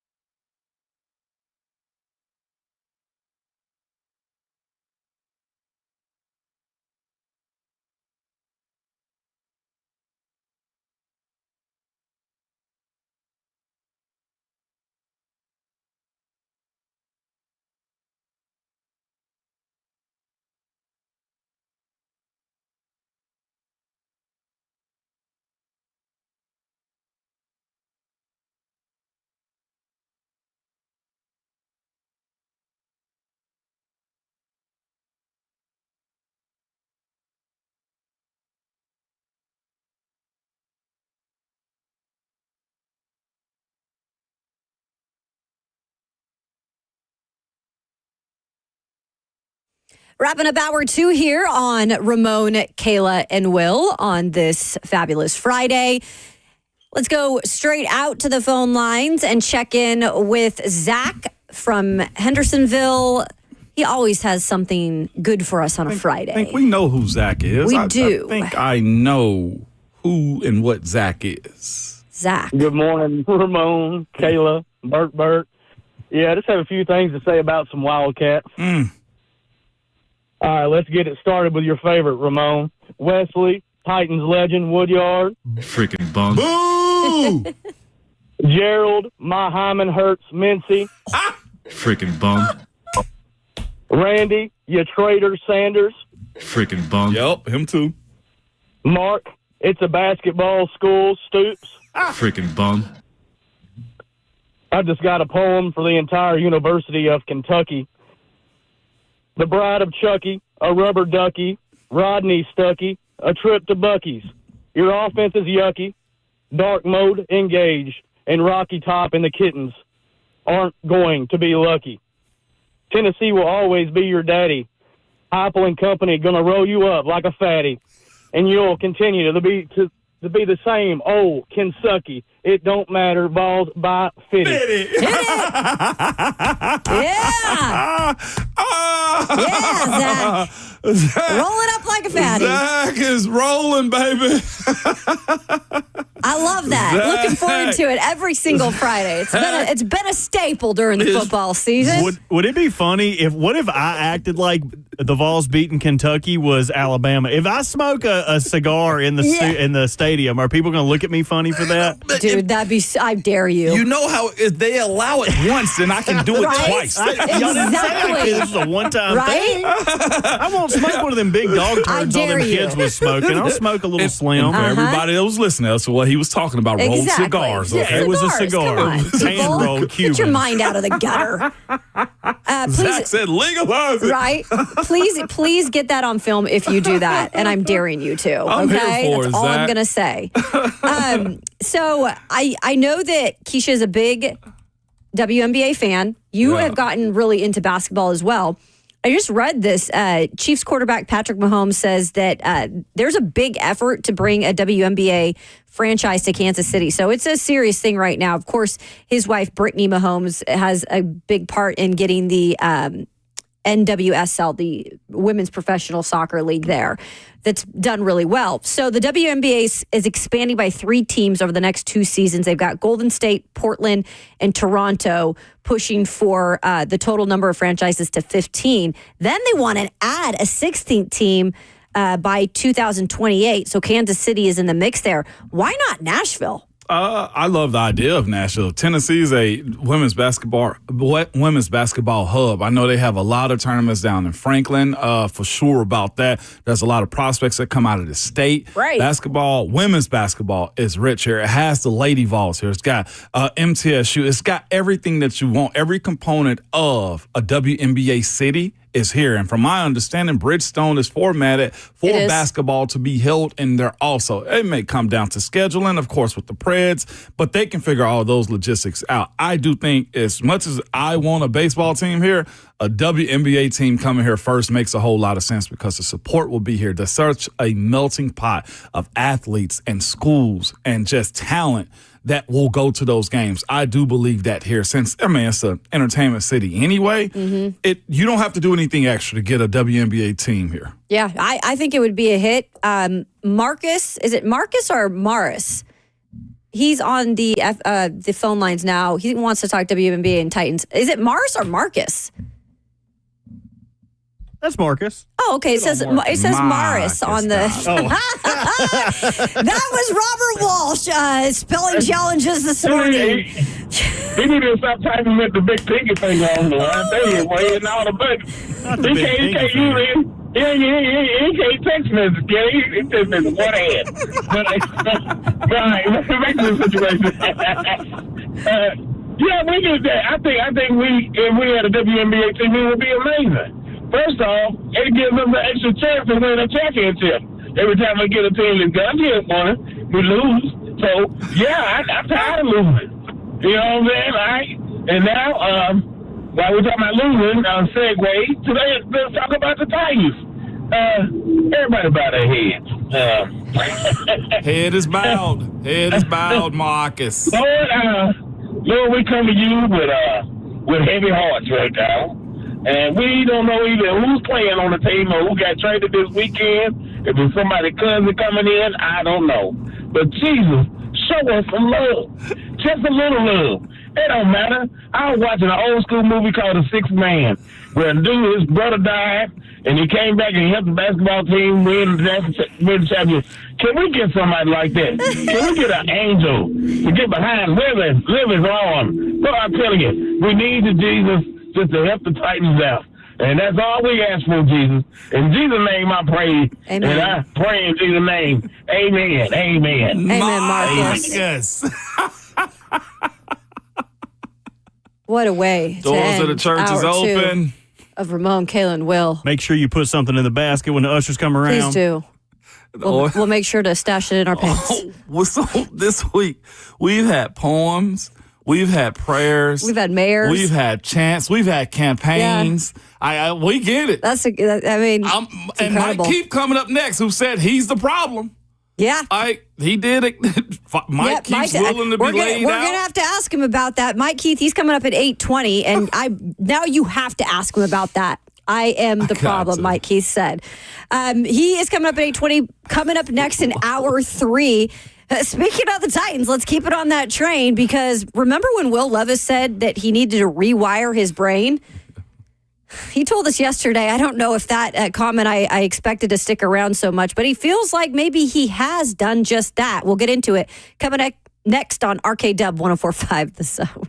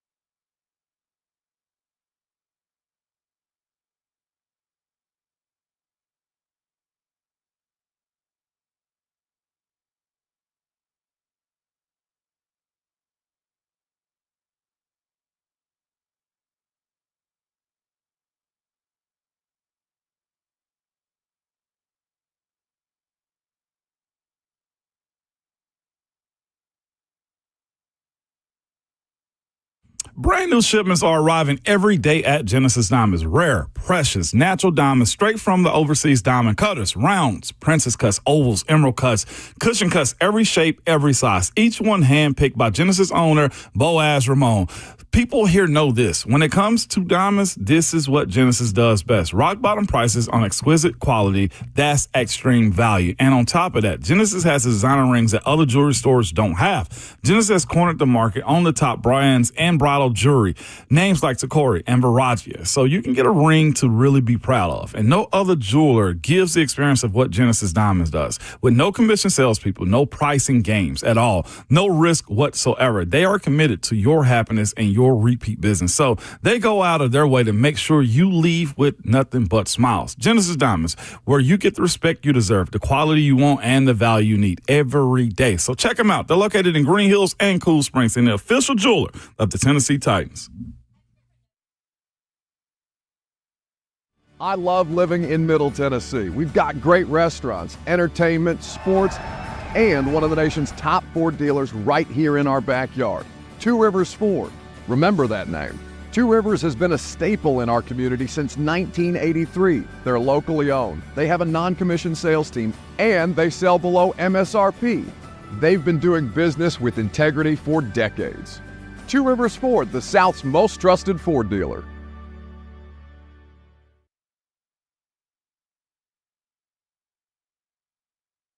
I love living in Middle Tennessee. We've got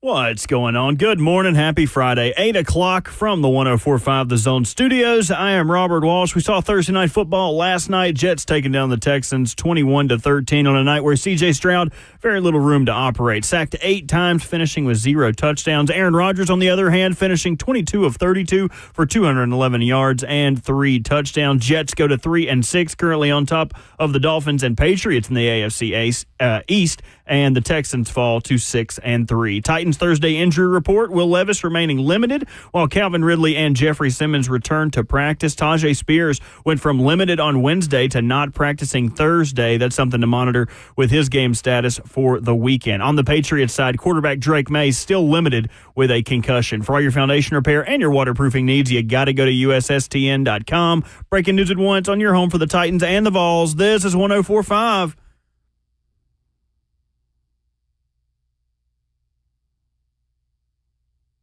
The Zone.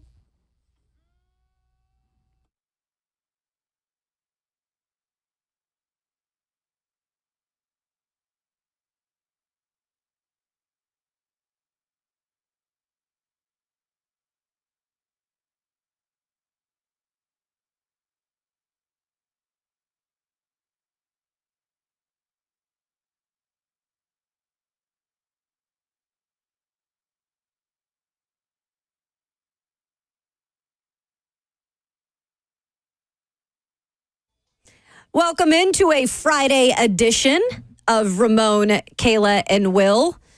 We're up, we're at 'em, we're ready to go. Hopefully you are too, and we're bringing you into the weekend with some energy. Hopefully you guys all enjoyed and had a safe Halloween weekend.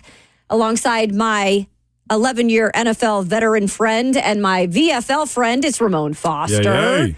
And Ramon's buddy too, our buddy Robert Walsh behind the glass, making it all happen. I'm everybody else's buddy, but I definitely ain't Moan's buddy. We were good until you played the Steelers, man. I thought we were good until When then. is that, by the way? It's late in the season the way they want it. They want the city to be dark, dusty by the time we play each other. So no glimpse of warmth when those teams play. No. It has to be cold as hell.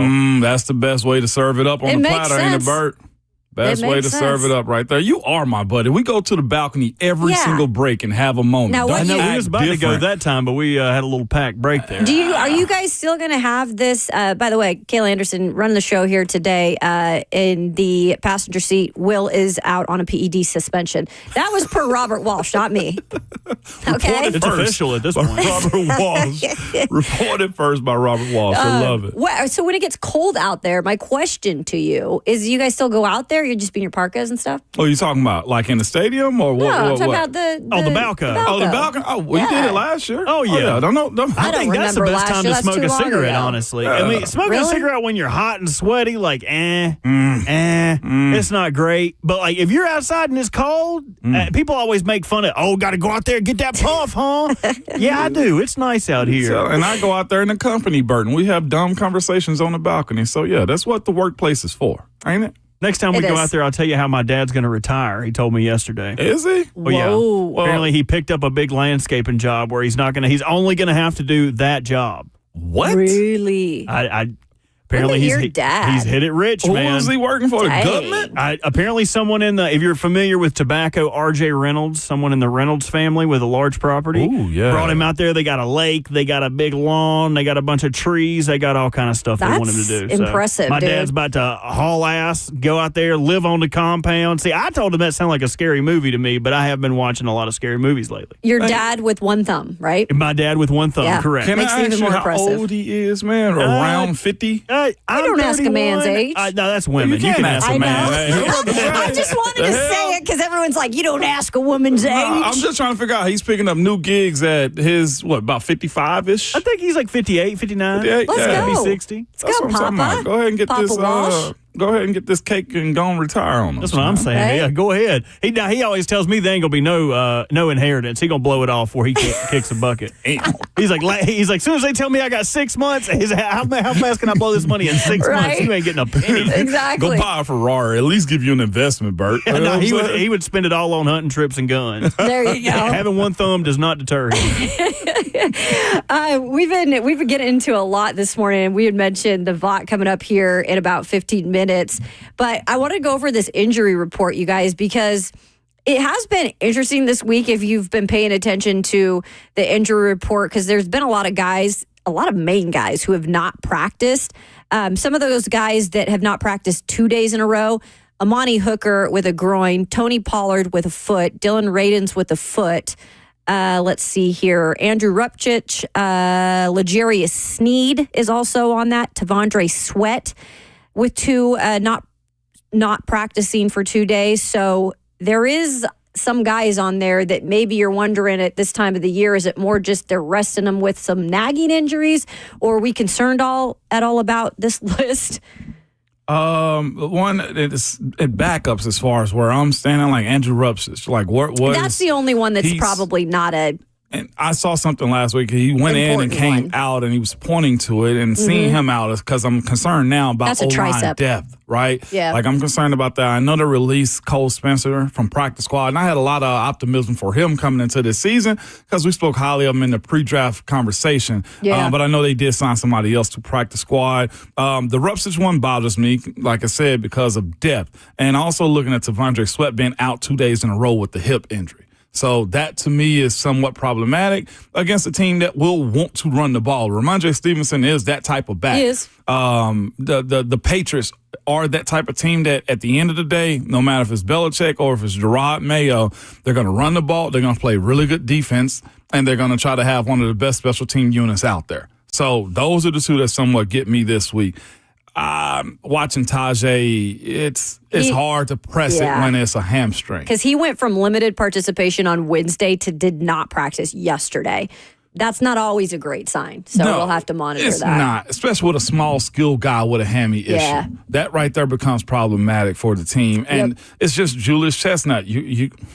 It's time to step up, And because Tony Pollard's been taking a majority of the snaps. And I don't say that in a bad way as far as Julius is concerned, because when his number's been called, he's delivered. It's just a matter of, okay, you might have to start having a bigger role for this team, and let's make sure it's a good one. Absolutely. Somebody who was limited practice the past 2 days, that's quarterback Will Levis, dealing with that right shoulder. We talked a little bit about him last hour. There's also been a lot of talk about the rewiring of the brain comment that was made several weeks back. And I asked him in the locker room yesterday if sitting for the past few weeks has allowed him to kind of slow the brain down a little in the mental side of things. So this is Will Levis on that. Will, just from the physical side of things, also the mental side of things, do you feel like you've had kind of time to mentally like have things slow down a little bit in terms of, I know you mentioned early on the season, just the rewiring of things? Yeah, for sure. God, I'm never going to lose that quote, I guess. But no, it was an opportunity for me to not, or to recover physically, but also I feel like to just take a beat, realize where I am mentally and, get it to a spot that's better. I think we can all do that. We can all look to see how we can be more healthy with our minds. And I've taken a couple of measures to help with that. And my mind's in a great spot right now. So he said he's never going to live down the rewiring of the brain comment. But you said it. I'm laughing right now. I mean, and because maybe that was wrong of me to bring it up, but I kind of had to. Those are the answers we need. Like, you know what I'm saying? Like, you say those types of things. That's the thing about sports and being in the media and the public eye. Like, whatever you say, people won't forget. Yeah. I saw somebody last night tweeting out something. It was like, the internet never forgives.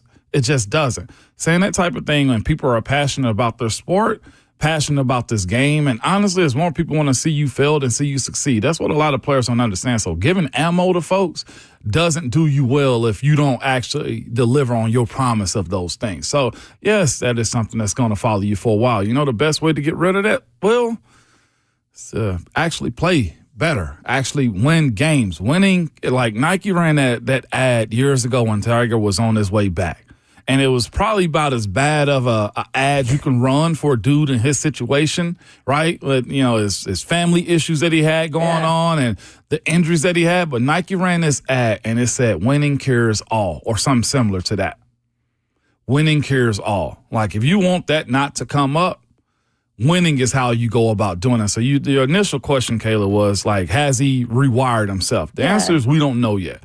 We're going to have to see in his play. We're going to have to see in his decision on if he's healthy and he's been truthful with the coaches on how he feel. Like, this ain't college and you preparing for the draft. Like, where you are right now is preparing for the rest of your career in football and how you're perceived, whether you be a starter or whether you be a backup. So right now, Kayla, my answer is I don't know. You don't know. Yeah. We'll see, because this is a prove it to me sport. Sure. Whatever you do and say in sports, it. you got to go prove that to us. Like, saying I'm going to go get 1,000 yards every year as a wide receiver, cool.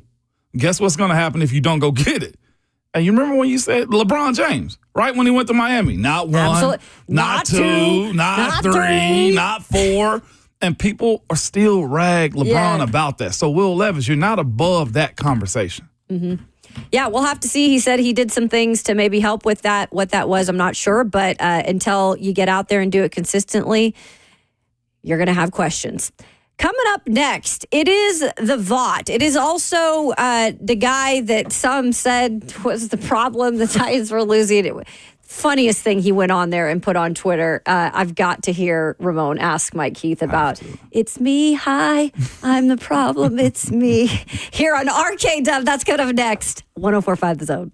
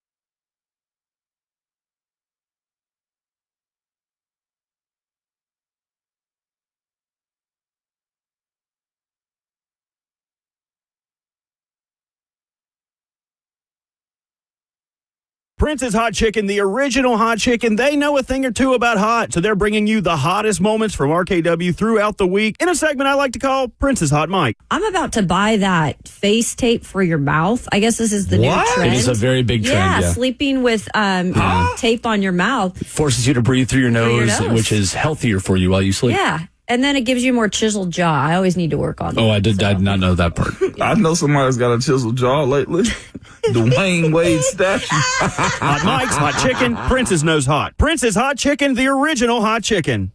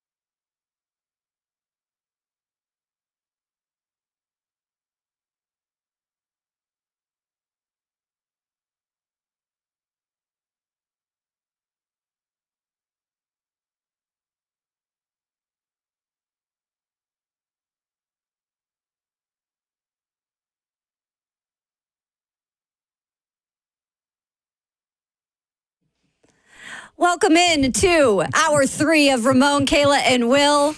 Joining us as he does every Friday, it is the VOTT, Mike Keith. How you doing, my friend? I'm well. How are you this morning? We're good. We're good. Mike, it's a beautiful song that was just played right there, man. I feel like I saw it somewhere on social media. But before we get there and you can address what those lyrics are, we've had this week, Mike, from Monday till today, we've had poems, said and sang out on this station for the Titans. We've had chants. We've had pleading. We've had open firings. And we've also had prayer this morning, too, Mike. So we've hit every angle of religion, politics, just day-to-day life. And also, you were to blame because of these things, Mike. So you care to address how you got to that point where you said you were the problem also? Where I said, it's me. Hi, I'm the problem. It's me. Yeah. Yes, Mike. Well, I was made aware by someone that there was some sort of curse involving me, and there was a really serious discussion of this somewhere. I was not aware there was a curse. I thought I just called the games. I didn't know I was the problem. And so I just sent that out to take the curse off. I sent out the lyrics from my favorite song from my favorite Kansas City Chiefs fan. And, that did it. So the curse is lifted. There it is. Some people don't agree that that you can lift your own curse, but I didn't know there was a curse. I think if there's anybody to take a curse off, it would be Taylor Swift. She seems to be able to do everything at this point. I'm a huge fan. And so, here we are. The curse is lifted. It did cause a lot more reaction than I thought it would. It really did. It had so crazy. The tweet had nearly 100,000 views. Wow.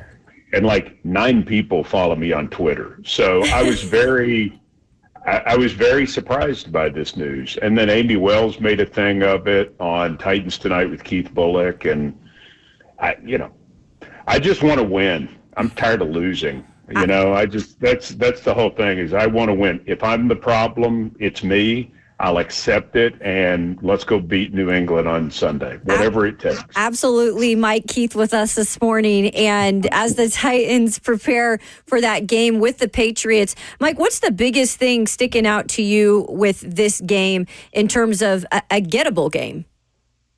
Got to win it. You've got a team at home that you're even with, probably on paper, maybe a little better than. You got to go win the game. You got to go outplay this team. You've got to out-execute them, and you've got to find a way to win the football game because they are. Listen, they're in the same boat we are right now. They're new. They're real new, based on the fact that the same man has been running their program for over 20 years in every angle.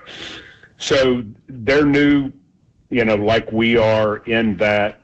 Schemes, philosophies, draft philosophies, trade philosophies, waiver claims, how you do practice squad, it's all new.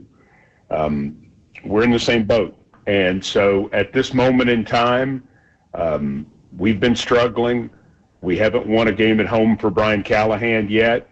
And we need the building block, which is a win, to kind of go on into November, especially going to Los Angeles next week and then having Minnesota coming in and then on our way to Houston and Washington. There's some real challenges, but the only way to get better in this league is to win. Yeah. Because you've got to be able to take those examples and build on them.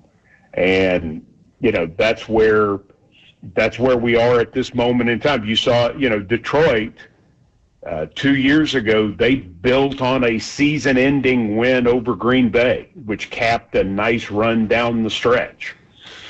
There were people saying, who cares, lose this game, it's worthless, your draft position goes down 4 spots. Nah, forget that.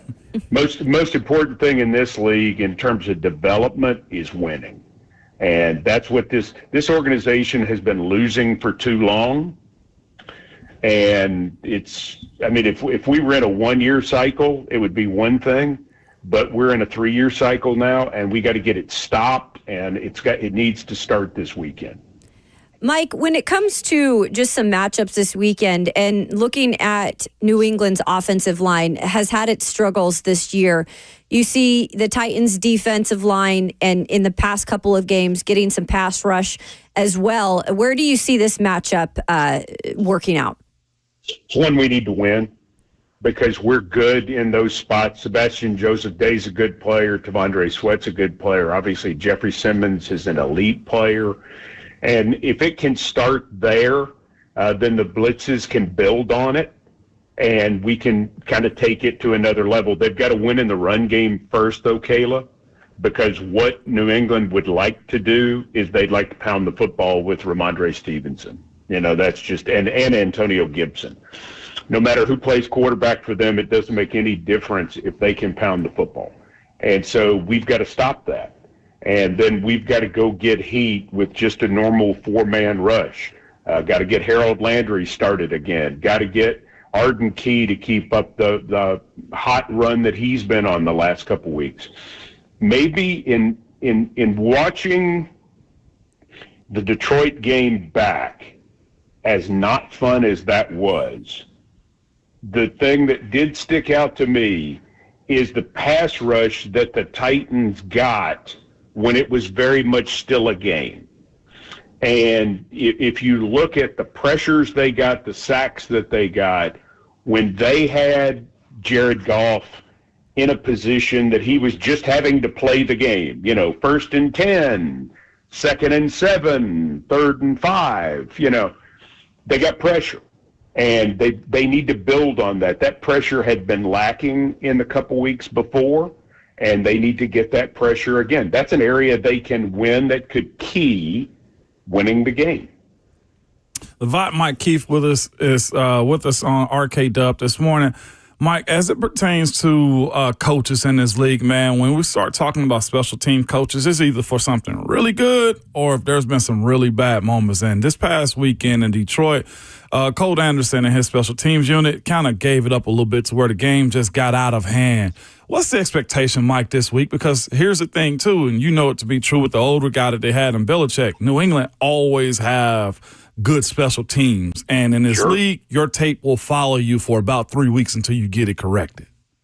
Well, there are a couple of things that you look at season-wide that are unacceptable in special teams. And then you look at what happened last week where that performance didn't even give you a chance to win.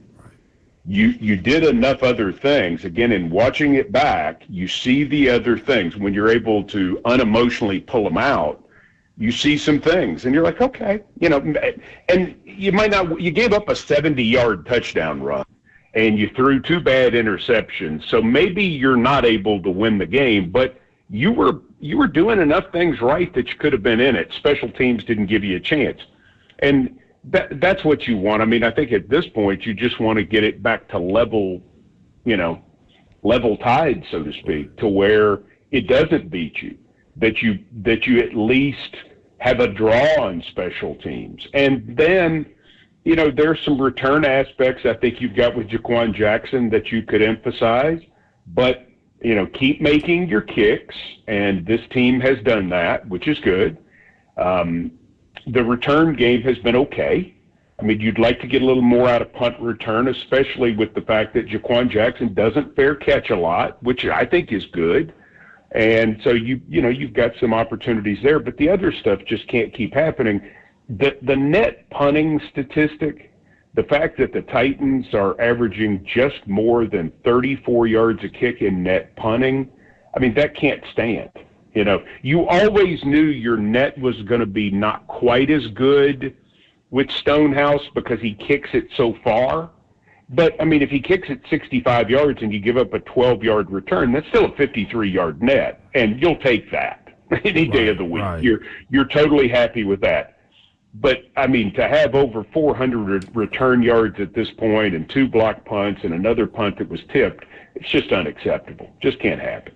No doubt. During the broadcast, and I've heard you afterwards, Mike, on your weekly shows that you did, you had the statement that I'd love to have seen this game, win, lose, or draw, that the Titans could have finished out last week had the score remain the same. Remain closer. And I understand where you're coming from in that, because what we did see was a real just explosion of the connection with Calvin Ridley. You saw also Tony Pollard being in a position to make plays and stay steady and ahead of the chains.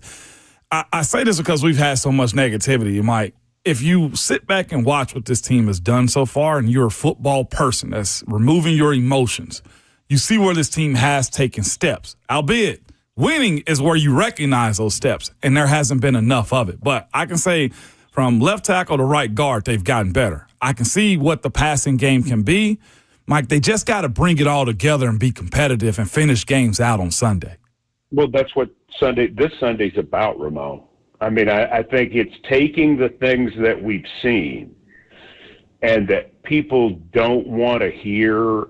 You talk about the incremental improvements in certain areas, like the pass rush, like the passing game, like Calvin Ridley coming alive. I get this team's 1-6. People don't want to hear that, but it is there, and this is where we are right now. And so you have to look in the mirror and say, this is what it is. What was it? Bill Parcells said, your record, you are what your record says that you are. And so we're here right now. So, okay, but you've got to do the things better that don't get you beat. And you've got to continue to build on the things that are building that can help you go win a game.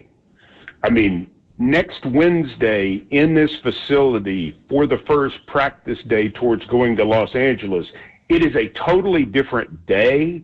It's a totally different practice. It's a totally different feeling if you go get a win this Sunday. Right. Because you will have had to take those things that right now we're having to extrapolate because the bad is more obvious, and you will have built on them. And when you're in a program that you're trying to get a foundation laid and get something new started, these are the moments and these are the games where you have to show that kind of progress to build. Because then if you do, then you have a chance to do what the Jets did last night. You beat a team with a better record because you know what you're supposed to do. The Jets are better than their record. They played lousy, basically. And, they go out and they execute what they do last night. They force Houston into a bad night, and they win a game on paper at least.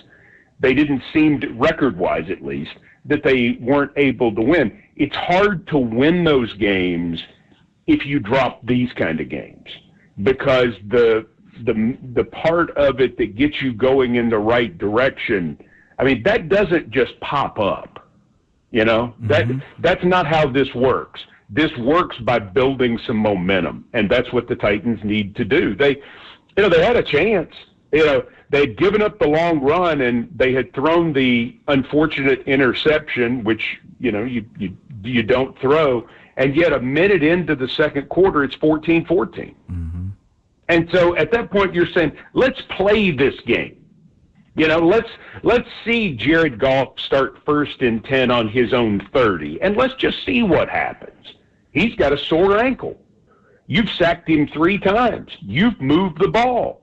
You probably don't win. They're a really good team at home. But wouldn't you like to see where you are in that moment?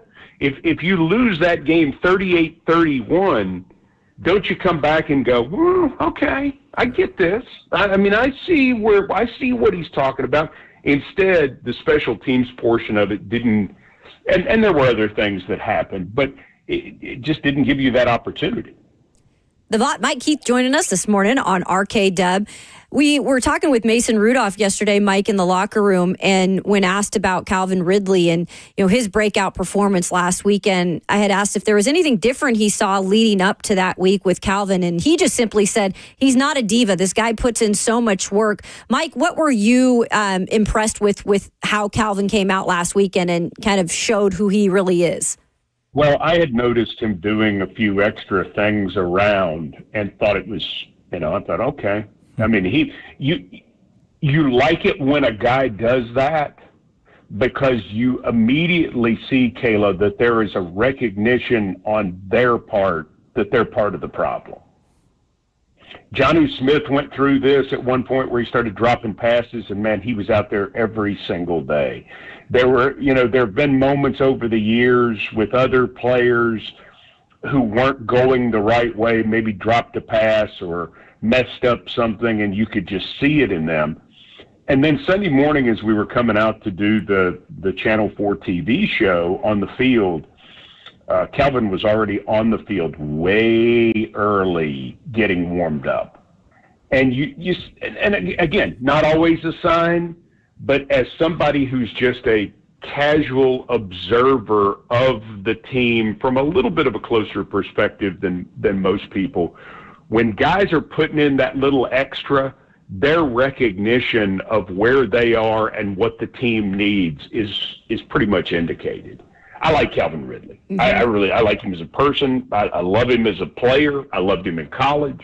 I admired him when he was with Atlanta. He was a pain in our butt last year for Jacksonville. I'm a fan.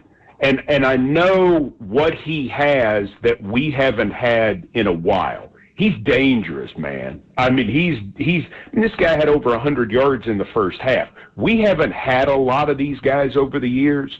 If we're going to move forward, Calvin's got to be a huge part of it, whether it's for Mason or Will Levis or whomever. And whether DeAndre Hopkins was here or not, or this guy or that guy or whatever, Calvin's our biggest offensive weapon because he can take it to the house anytime. And this game is still about scoring touchdowns. His realization that he had to step it up and how he prepared, that's what we need to see more of on this football team right now. That's what gets you out of 1-6.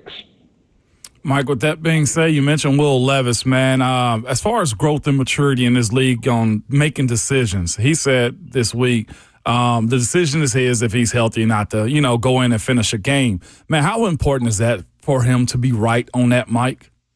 Well, it's big. And I think what Will is saying is that he has to tell the truth to the training staff and the coaching staff about where he is. He came out of the Miami game and he had 13 days to get ready for Indianapolis. And he felt better because it had been 13 days. And by God, he's going to play because he's Will Levis and he's this team's quarterback, and that's what you do when you're the quarterback. And then he got out there against Indianapolis, and I think he realized there was a realization in him that he wasn't 100% right. But, we've seen him helicopter and try to run over guys, and, we know. He did it diving for a first quarter first down. Nobody questions Will's toughness, and nobody questions how much he wants to play. Well, then he came out to practice the following Wednesday, and he didn't do a lot, and on Thursday he didn't look very good, and he had to be honest, and that's what a good pro player does. A good pro player puts the entire situation, what Steve McNair would have done or what Ben Roethlisberger would have done or anybody else, it's immaterial. You don't sit out because you had a hangnail. And would you look at it differently if it were the AFC Championship game? Maybe you would, maybe you wouldn't. But the bottom line is his health and his ability to perform is such a big part of what we do. And, oh, by the way, if this were his left shoulder, it would be one thing. This is his throwing shoulder. So part of Will's growth has to be telling Brian Callahan and Todd Torricelli the truth. It hurts. I'm having a hard time making the throws. And that's what he's talking about. He's not saying, I'll decide what happens with me. He's saying, I have to be a 25-year-old professional and be able to tell the truth. And I think that was big. And listen, Mason's done a pretty good job for us the last couple of weeks. He's certainly given us a chance. In the first half in Buffalo, he was playing very well. We certainly had some moments in the first half of that game where you could see it. If Mason's a quarterback on Sunday, he'll give us a chance to win. But if Will's ready, Will's going to go back in the lineup. Yeah. And he's just got to be able to logically, unemotionally tell them the truth. Not if it hurts a little bit, because you're always going to hurt. Right. But if you can't make the throws you need to make to push the ball down the field, you can't do this. And that's what he's talking about. He is the VOTT, Mike Keith, and we always appreciate you taking the time, Mike, on a Friday. Looking forward to the game on Sunday and seeing y'all out there and listening to the call. Yes, indeed. Thanks. I'm excited. We're ready to get back home and ready to go get a W on Sunday. I mean, it's still New England. Come on. Right. Exactly. Let's do this. I haven't forgotten. No. Neither have I, and you're Mike. not the problem. In a different city, I ain't forgotten. Anytime you can get them, Mike. That's 100% right. I mean, you don't. They had a lot of fun for 20 years. Yep. They had a lot of fun, and if we get a chance to make sure that they're not going to have fun for a little while longer, let's go do that. Absolutely. Appreciate you, Mike. Okay, take care. Take care. He is Mike Keith, the VOTT. That is right. Like New England, your time is over. Hopefully the Titans can get back track on Sunday. Good stuff from Mike Keith. As always, we open up the phone line 615-737-1045. We'll take your calls coming up next here on Ramon, Kayla, and Will, 1045 The Zone.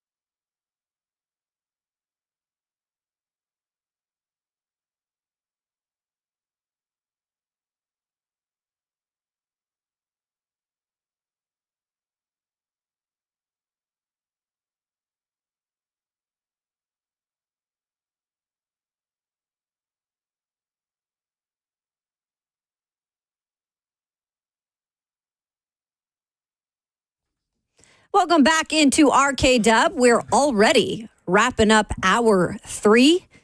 We got the phone lines open, 615-737-1045. Whatever you want to talk about today. We've got NFL weekend coming up. We've got plenty of college football. I'm excited for this weekend. I know that, Ramon, you said you wanted to try to get down to Knoxville, but you're not going to be able to. I don't think so. It's out of the plans for the most part. But this is just one of those types of weekends where the fan part of you, if you wanted to like rage out, like the night game, the black jersey, awesome. like it checks every single box this upcoming weekend. Other than the time, like a 7:45 start. That's late, by the way. That's pushing. Like I'm an hour and 15 away from my bedtime for the most part at that times. You feel me? So you don't mean that. You getting old as hell. You don't mean that. No, well, Grandma and Grandpa's over here. 8:45 hit. I'm looking at the clock. 9:15. Like, all right, it's time to go and start winding down. Because I used to be like a 10:30 at bed night type of dude. Hey, you Vols, keep it down over there. Ramon's trying to get some shut eye. Get off my lawn. No, for real. Shelly in the chat just said, "I will yell for you." Hey, I appreciate that. There's a Drake song right there too. Yeah, what you drinking? What would this upcoming weekend? If you were there, what would you be drinking? Man, I'm not a huge beer guy. Yeah, like, I'm not either. I drink beer, but like it makes me feel too bloated, man. And liquor's quicker. Like if I'm trying to get there, let's get there. Liquor's it, man. In any stadium, you can't go wrong with Tito and. I don't care what the and is. Tito's and. I'll drink a couple for you. You throw a couple in there for me? So please tell me what happened with this in terms of how you made the decision to go to the game. Lucas, man. Lucas is my man. He is my Vol sponsor. He is. He's the one who claims me. You know, I don't want to be out here incorrectly claiming Volhood. So I got to go in there with Lucas. So Lucas hit me up, said he had a ticket. We're going to go up there, have a little fun. A bunch of his friends are up there tailgating. So I don't know. I've never gotten a tailgate for a night game at Neyland. Yeah. So I gotta dust my old the kegs and eggs off. If we're gonna start early, we're gonna start early and go off it. As far as I'm concerned, if you don't find Ron Sylvester Slay, aka Savage, aka Big Dog on campus, is old Jammer gonna be there? Jammer gonna be there. I got to find Jammer on campus. Jammer gonna be there, man. Yes, 100. If you don't do that, then we ain't friends no more. I'll do that. I'll take that bet. I'm excited. I'm excited to see if they win and he lights up a cigar. So we'll have to see if we might just light up a cig. Holds. Exactly. Then you really get kicked out of there. I had an experience where a girl was hitting her vape in the stands, and dude was like, "Hey, is she hitting that vape in front of me?" I was like, "Man, I ain't seen it. I'm not about to snitch on nobody right there." But she just kept hitting the vape. Bert, they be having people watching, man. Just be careful. Is all I do say. not play. Yes. No, they don't play. Every Ravens game, you know, I don't be partaking in hitting no pins or nothing like that. Never. But if I was, they are always watching. If they always send a little carrier pigeon up there to me, be like, "Hey, quick!" I'm sure they do. I know it ain't cold enough for your breath to be showing. What's all this smokery Trying going on to over here? break the rules up in here. So speaking of that game on Saturday in Knoxville. Our next guest, who's going to start off our 9 o'clock hour, is also going to be there. Maybe you've heard of him, comedian Josh Mancueso. He is hilarious. He loves college football, loves the SEC, loves the Vols. He's going to be actually in a meet and greet there. And he's going to be at the Alumni Hall store at Turkey Creek. So he will be there at 1 p.m. And we're going to talk to him. He's going to come up next. We'll give you a little comedy relief for the weekend. Talk a little Vols, talk a little college football with our good friend Josh Mancueso. That's coming up next here on RKW 104.5 The Zone.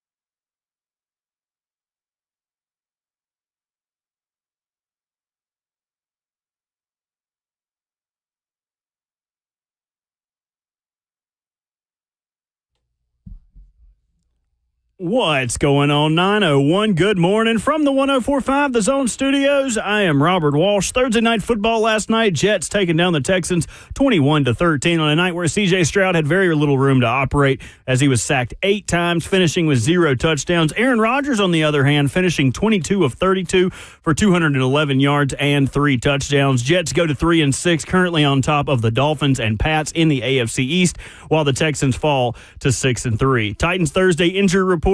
Will Levis remaining limited while Calvin Ridley and Jeffrey Simmons return to practice. Tajay Spears went from limited on Wednesday to not practicing on Thursday, something to monitor with his game status going into Sunday. On the Patriots side, Drake May still limited with a concussion. For all your foundation repair and your waterproofing needs, you got to go to USSTN.com. Breaking news at once on your home for the Titans and the Vols. This is 104.5 The Zone.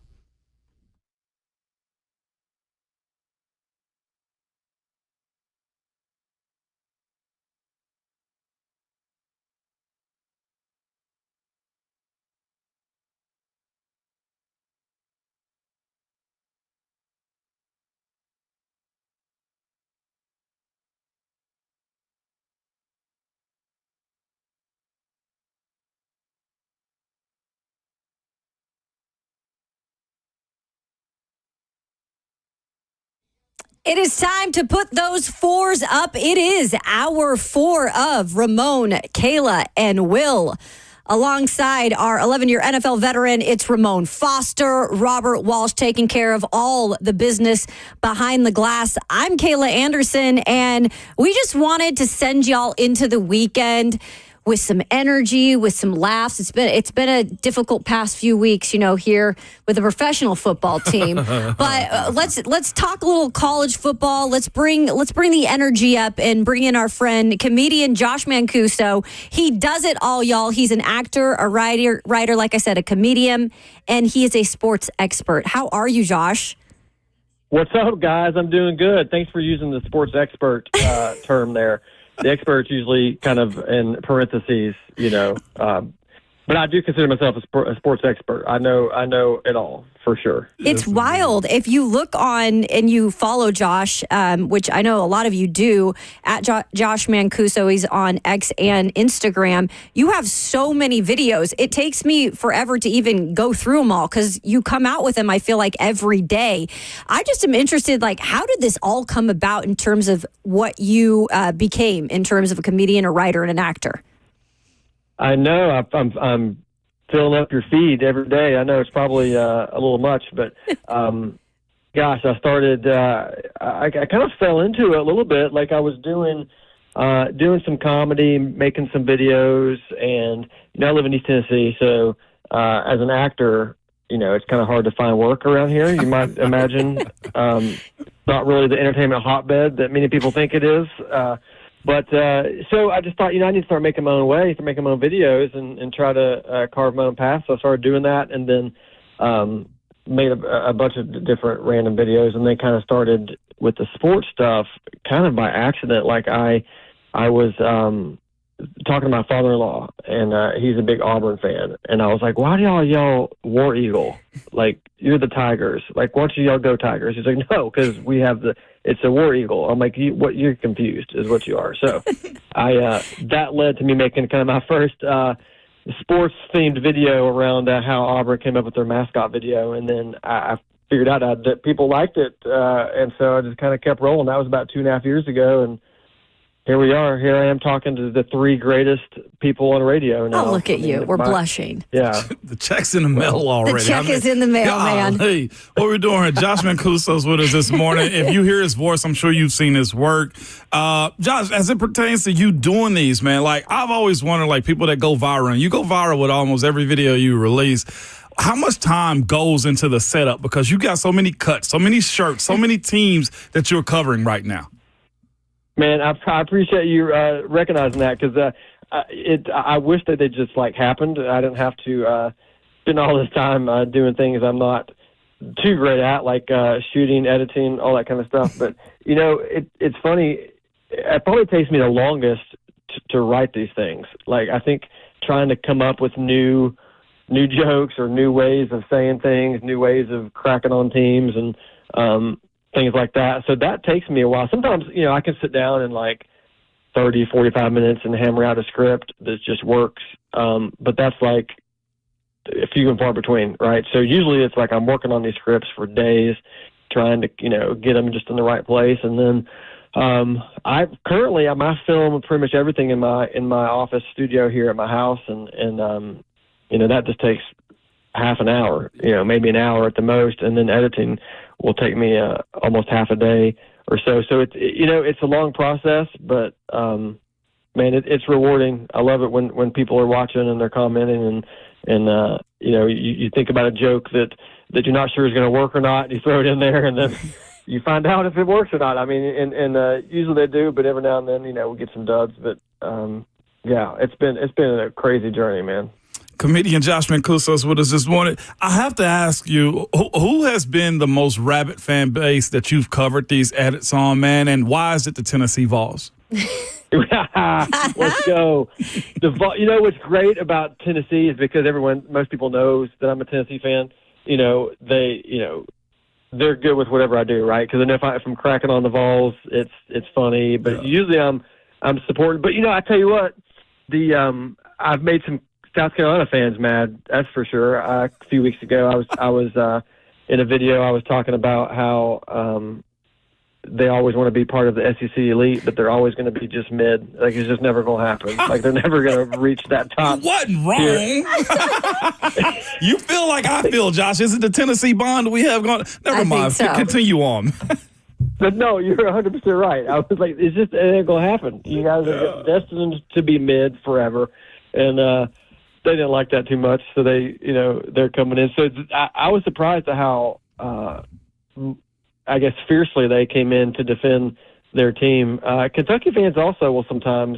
It's easy to crack on Kentucky, right? Because they're Kentucky, but Moan calls them Kentucky, by the way, Josh. Yeah, Kentucky. Kentucky. Oh yeah, Kentucky. Yeah, there we go. Nice. I love it. Yeah, it's accurate. And but the great thing about doing SEC-based comedy is like the one, something you say about one team, you can say about another, right? So if you can do the whole like redneck country thing, cracking on Kentucky, you can do the same thing with Alabama, you can do it with Tennessee, you can do it with pretty much every team. So it works across the board. Josh Mancueso joined us this morning. Great work. Comedian living in East Tennessee. I do have to ask you, because the Vols get it, though, because you're a Vols fan, when it comes down to it. But some of these other fan bases, have you ever had any of them come after you? Is there any fan base that has been particularly a pain in the you-know-what? Like I mentioned, South Carolina came out after me a little bit a few weeks ago. Alabama fans will come at me a little bit because I like to hit them the hardest probably. They just deserve it, And so they will, they'll come into my comments and be like, oh, we've owned you guys for the last however many years. And I'm like, well, all I know is that we've won 2 of the last 3. I only started counting like in 2022, right? So that's what counts. Yeah, we've won, 2/3 of the games in the last 3 years. So they'll come after me a little bit. Who else? I don't know. I tend to hit Missouri pretty hard up there with Eli Dorkwitz, and they try to.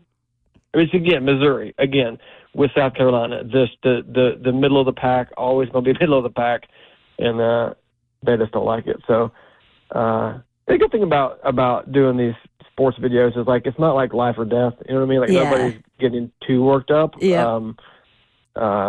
So overall, everybody's pretty cool. So when you go and look at some of your stuff too, you've done some one-on-ones, and you've done one with like Santiago Vescovi, last year. You've done some stuff with Tony Vitello. Explain kind of how those moments have been too, when you're just one-on-one with that person and you're able to kind of take on that character.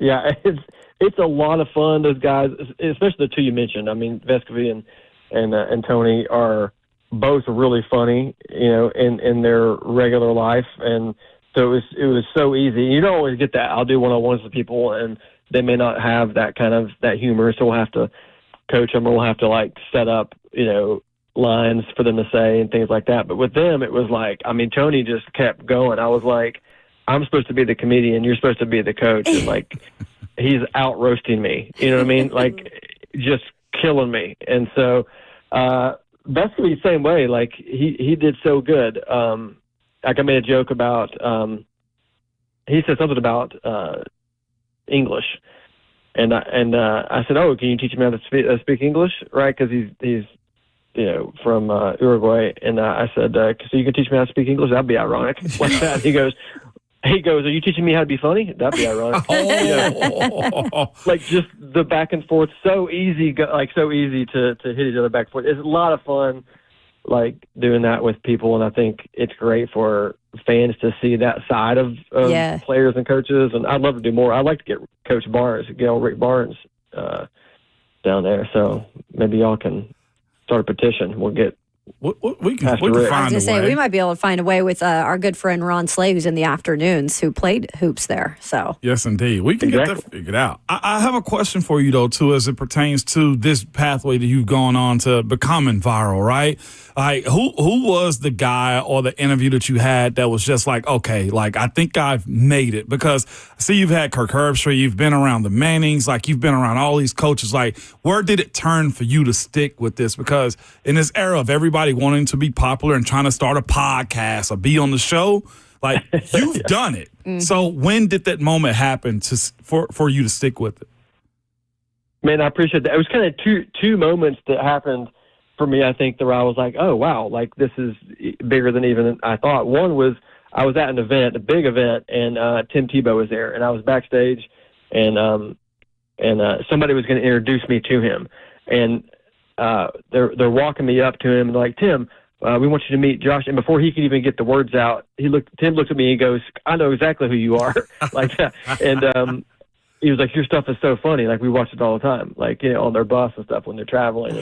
And, like that was like, really? Wow. I was like, okay, thanks. That's awesome. And then the second one was I was at kind of a similar thing happened. I was at the College Football Hall of Fame Awards back in December, which was really nice to get to be part of that. And I was just hanging out, and same kind of thing. Someone was introduced me to Dabo Sweeney, and before they could even get it done, he goes, "Oh, you're the guy that does the thing, the back and forth, the blah blah blah," And he was getting all excited, and he was like, "Can I get your number? Like, I want you to come talk to the team." And I was like, "Wow, sweet. Yeah." Like these are right. I'm a college football fan. Like I grew up watching college football in Tennessee and all the schools. And so, yeah, when they're watching me, it's kind of like, oh, wow. So my reach is further than I even thought. So those are two cool moments for me to kind of pinch myself, like just super grateful that I'm able to literally take something I love, football, and something I'm good at, comedy, and combine them and entertain folks. Well, we love your stuff. We appreciate you taking some time to hop on the show today at Josh Mancueso. You can follow him on X, Instagram, wherever you get your social media. Do you have a prediction for us this weekend with Kentucky and Tennessee? Yeah, with Kentucky, I tell you what. Yeah, I'm not sure Kentucky is going to cross the 50. Ooh. All right. I'm telling you what, Kentucky's offense is bad. I mean, it is broken. It's so broken, even you couldn't take it back to Walmart. They wouldn't take it back. I mean, is bad.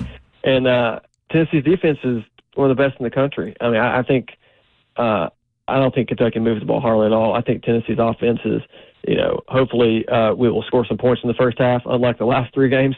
And I think I'm looking at like a 31-3 there we go kind of win for the Vols. I'm thinking, we're going to pound it. We're going to pound it, and the Kentucky's they're going to walk away, head back up there, sad as can be. Yeah, I'm here for it. Okay, I'm here for it. Bring back the beer, the bourbon barrel. Absolutely, while we're at it too. We love it, Josh. Thank you, guys. That's awesome. 31-3. You guys are down with that? Yes, 100%. Yeah. I was thinking more like 45-12, but either way, it's cool with me. You know what I'm saying? Either way. I like it. Yeah. Maybe we'll score 45. Exactly. I love that. Absolutely. Have a good weekend and enjoy the game, Josh. You guys too. Go Vols. Go Vols. That is Josh Mancueso. When we come back, let's change gears. Switching back to the Tennessee Titans. And we've talked about special teams all week long. Colt Anderson spoke with the media yesterday. A little bit of mixed messaging going on there. Interested to get your thoughts on that, Ramon Foster. We dive into that deeper coming up next here on 104.5 The Zone.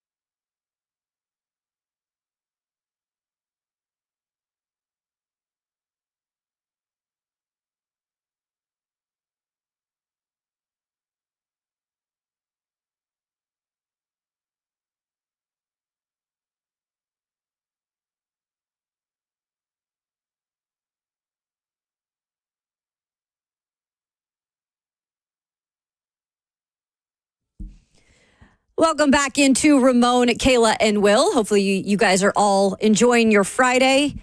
We've helped you ease your way into the weekend. Yeah. We've got a little bit left of the show to go, and we're going to dive deeper into some of the special teams issues that this Tennessee Titans team has had. And then, clearly it was Colt Anderson who it was made known that this was not going to be something where he was fired or anything. And Brian Callahan stood by his guy.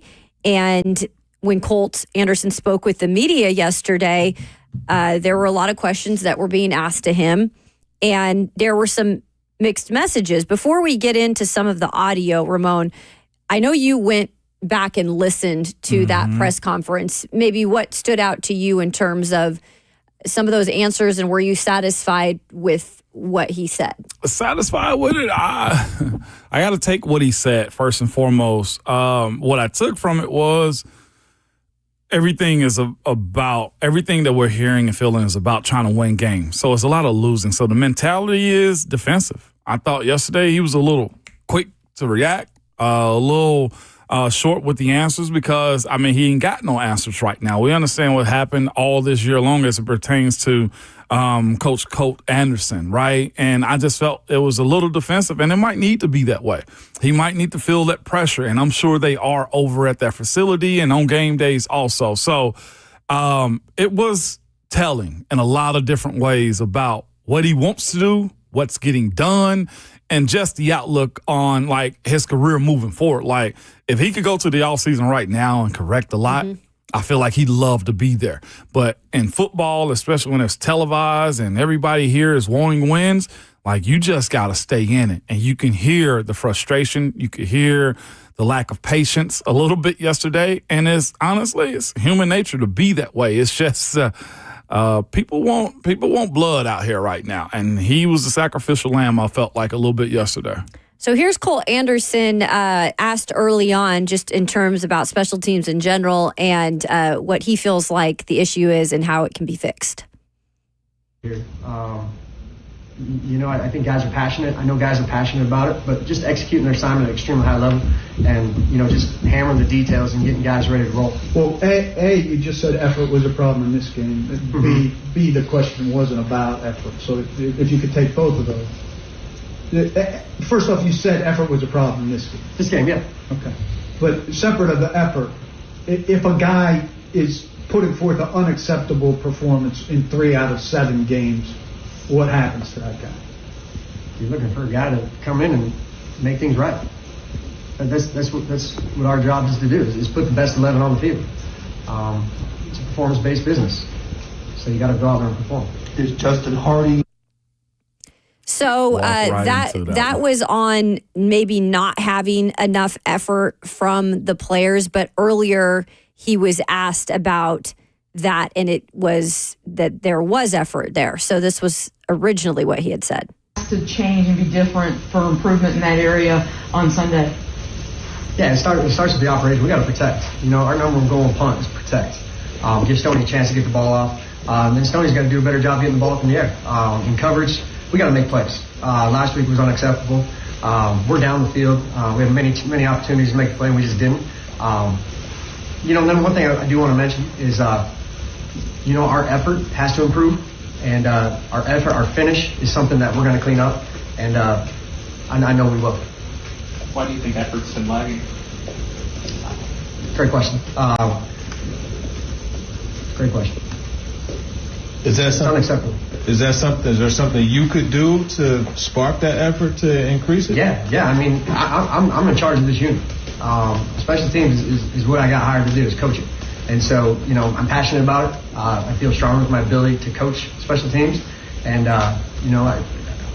we need the players to go out and do what they're supposed to do. And I believe in them, and they believe in me. So we're ready to get on to New England. And we got a great, like you said, we got a great challenge opportunity to go out and, get the season going. When you have that performance like in Detroit, it was said that, hey, you guys were sacrificing coverage for protection. Is that really a valid excuse for what happened? No, there's no excuse. No excuse. It's on me to get that fixed. Like I mentioned, it starts with giving our guys opportunity, a chance to go down and cover. It's unacceptable. And at the end of the day, it comes back on me, and we'll get it fixed. Trey. So we'll get it fixed, and it is unacceptable. Those are things he obviously took accountability for. But this was a little confusing at times. I do feel like 1 minute I'm feeling like effort's not an issue, and then there was times where clearly there was pointing out of the effort, specifically in that last game, Ramon. What exactly is going on here? What is the disconnect? Is there a disconnect between, the coach and the players in the situation, or is this simply the players just not having the effort being put out? Man, I'm glad Bert don't have our cameras on right now, because my reaction was not a good one after hearing that live on air like that.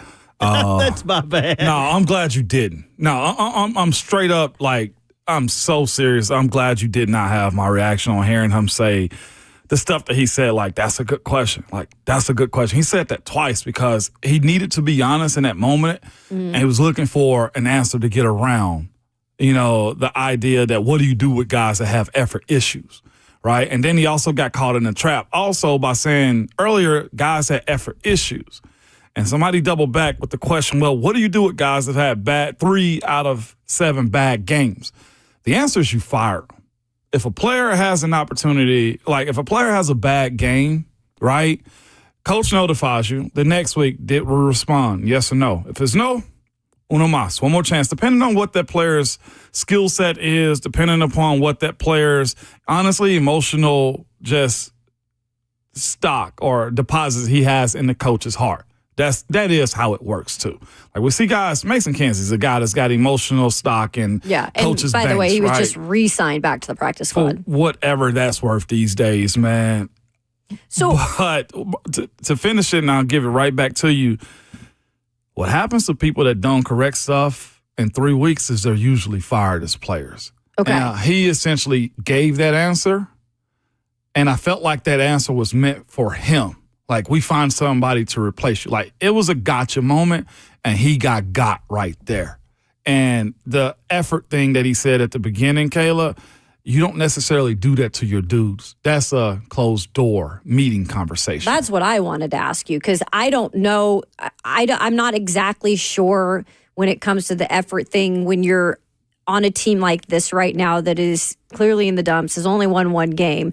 In calling out the effort, I've only been around this team for 8 years, right? I haven't heard that a lot in terms of being a situation where it's called out. But at the same time, this team isn't good either. So I didn't know if that is really a thing and some of these players do need to look themselves in the mirror, or if this is something that maybe shouldn't have necessarily been said. I will say coaches, for the most part, always, well, at the NFL, you don't have to drive effort home because you have the understanding that, look, I'll be fired and I might never play again in my life. Now, with this being such a new staff and this group being in a position where they're figuring each other out, this is the dating phase still for this team, right? I must acknowledge that, and it's okay to say that out loud too. This is still the dating phase and figuring out what they are as a team, what they are as a coaching staff, what are they as a coach?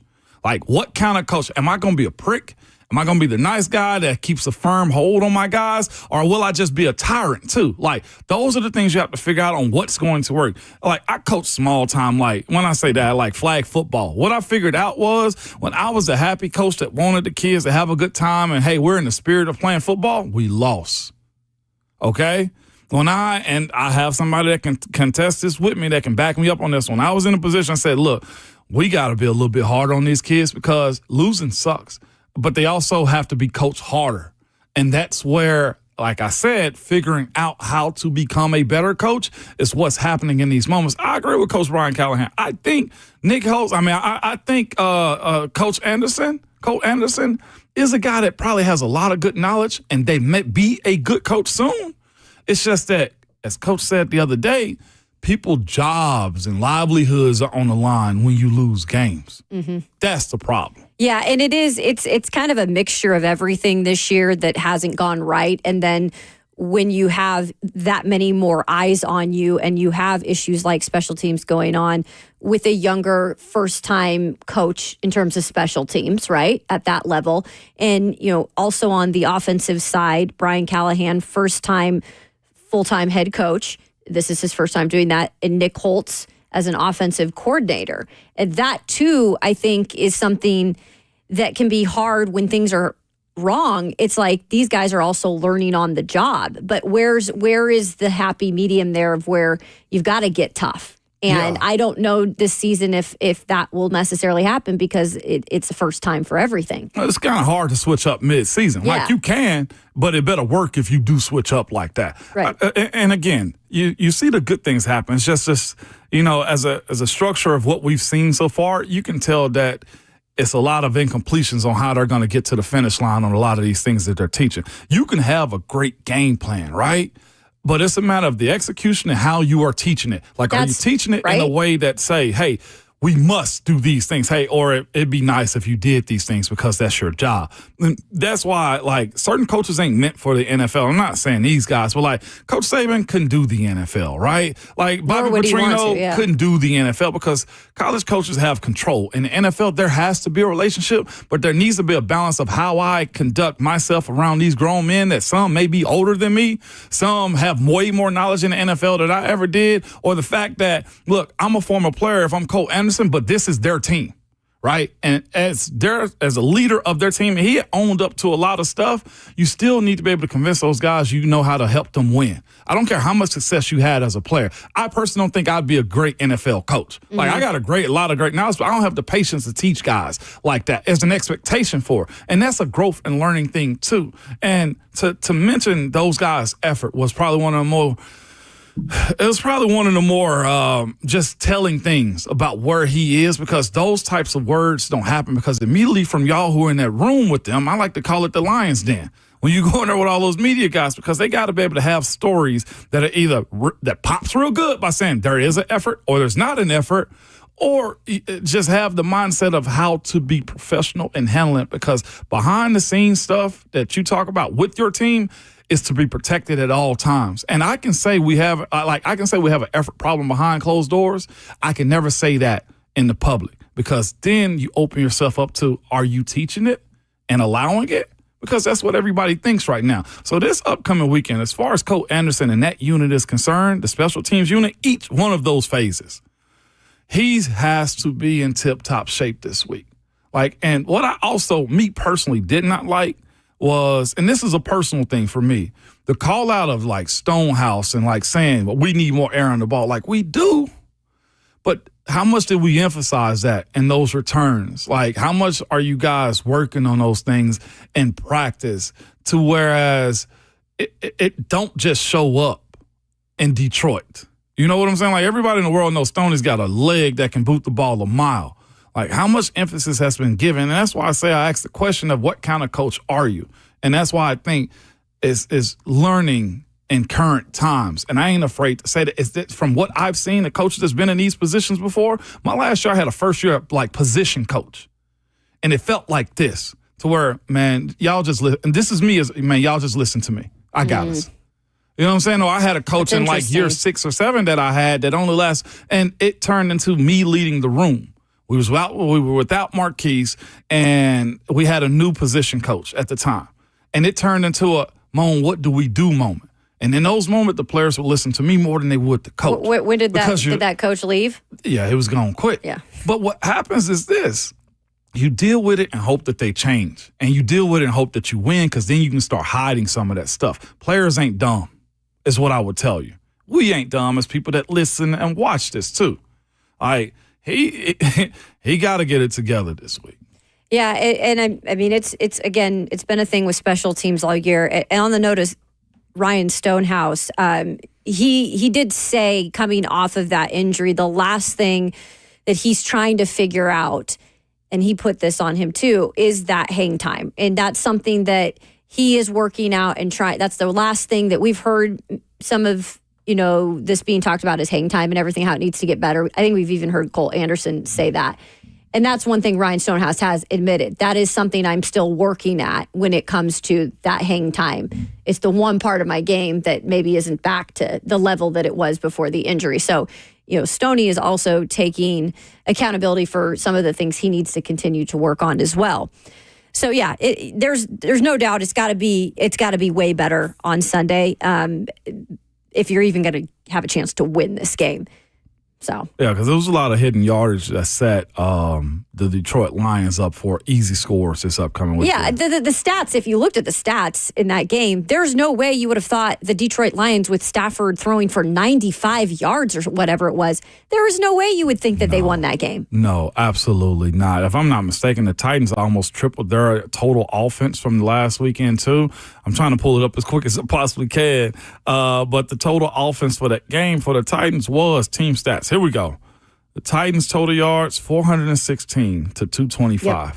And one team scored 52 and the other scored 14. Giving up 5 short field positions. You just can't do that. So, again, you're right. Got to be cleaned up. Colt Anderson says he's taking accountability. So that's what you got to do. Like the players got to take accountability, so does the staff. And hopefully they can get that figured out. Yeah.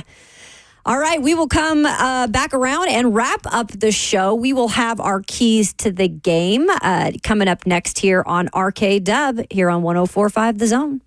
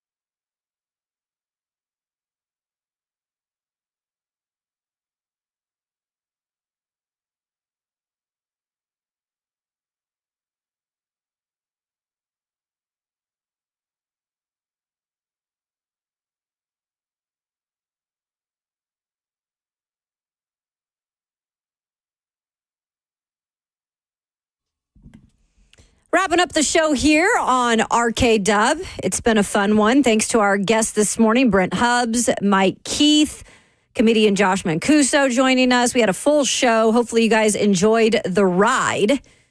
Before we wrap things up, though, we always got that chance to call out our keys to the game. Keys to the game brought to you by your Middle Tennessee Toyota dealers, where you'll find more all-wheel drive and electrified hybrid vehicles than anywhere else. Come in, test drive today. Toyota, let's go places. So let's go to our keys to the game. Ramon? Mine, minimize turnovers. Yeah. Let's start there first. I could go special teams, but that's stating the obvious, though. Last week, 2 interceptions, one in the first quarter that you were able to overcome, the other one later in the game that was a dagger to the rest of the game. Also, being in the tight red zone, having fumbles happen from your premier guys, that's Chig, and that's also Calvin Ridley. Unacceptable. You carry all our hopes and dreams with that football in your hand. Take care of it this week. Also, to add to that, it just seems like if they could just clean up that even just a little bit and allow some of these, like you said, drives not to be disconnected. And so they can kind of carry that momentum throughout. Because it's just been, they run into adversity and they go backwards. And I just think if you don't have those mistakes, aka turnovers, like you could maybe play somewhat of a complete game. So really good key to the game there. Robert Walsh, what do you got for us for your key? I would say coach better, play better. No, I'm just kidding.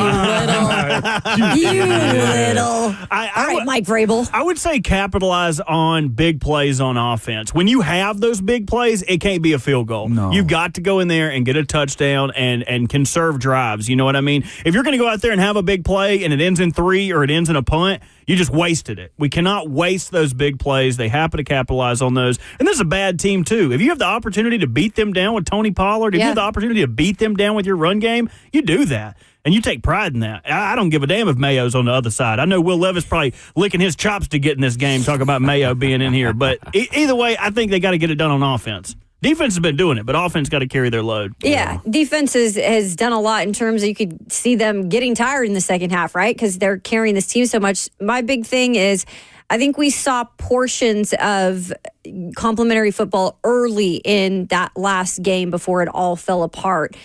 And I think that you have got to continue to see not just one half, but it's got to carry throughout the game. Just play some complimentary football against a team in New England that, yes, has 2 wins right now, so more than the Titans. But look, this is a team that doesn't have much going for them offensively. That offensive line is an issue. And no matter who the quarterback is this weekend, Drake May or Jacoby Brissett, they're both not extremely mobile. Brissett is older now, right? He's not moving around as much.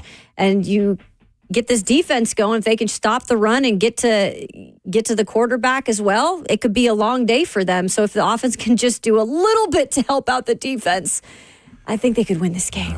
And stop those hidden yards, like special teams, like we've heard is that everybody, the obvious that we haven't said yet? Yeah, because we've heard everybody take accountability. We've heard everybody say it's me. We've heard everybody say we're going to get better. Just show do it in it. front of the home crowd. Last win was last December. It's the end of the year last year against the Jags. It's 2022. Oh, sorry. Win at home. Win at home, Yeah. This crowd that we're begging to come and show up hasn't seen you won at home in the 2024 cycle.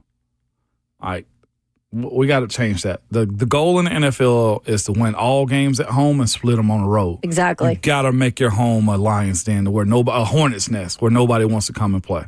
And by the way, this weekend you're home, but then you're going on the road. Yeah. All the way for a long West Coast, trip over to L.A. L.A. So. Yeah. Try to get something going would be a big thing for this Tennessee Titans team. Okay, so what's the plans for the weekend, Moan? You'll be on the sideline for the Tennessee Titans? I will be, yeah. My oldest got a baseball camp tomorrow down West End. We got that. I got a birthday dinner to go to this upcoming weekend also. And the Vols kick off 6:45 Central Time. Yes. I'll be on the back porch. You'll be on the back porch. Our good friend, the guy that runs it all back there, Robert Walsh, he's going to the game. Please pray for him, okay? Because we just wanted to be back on Monday in one piece.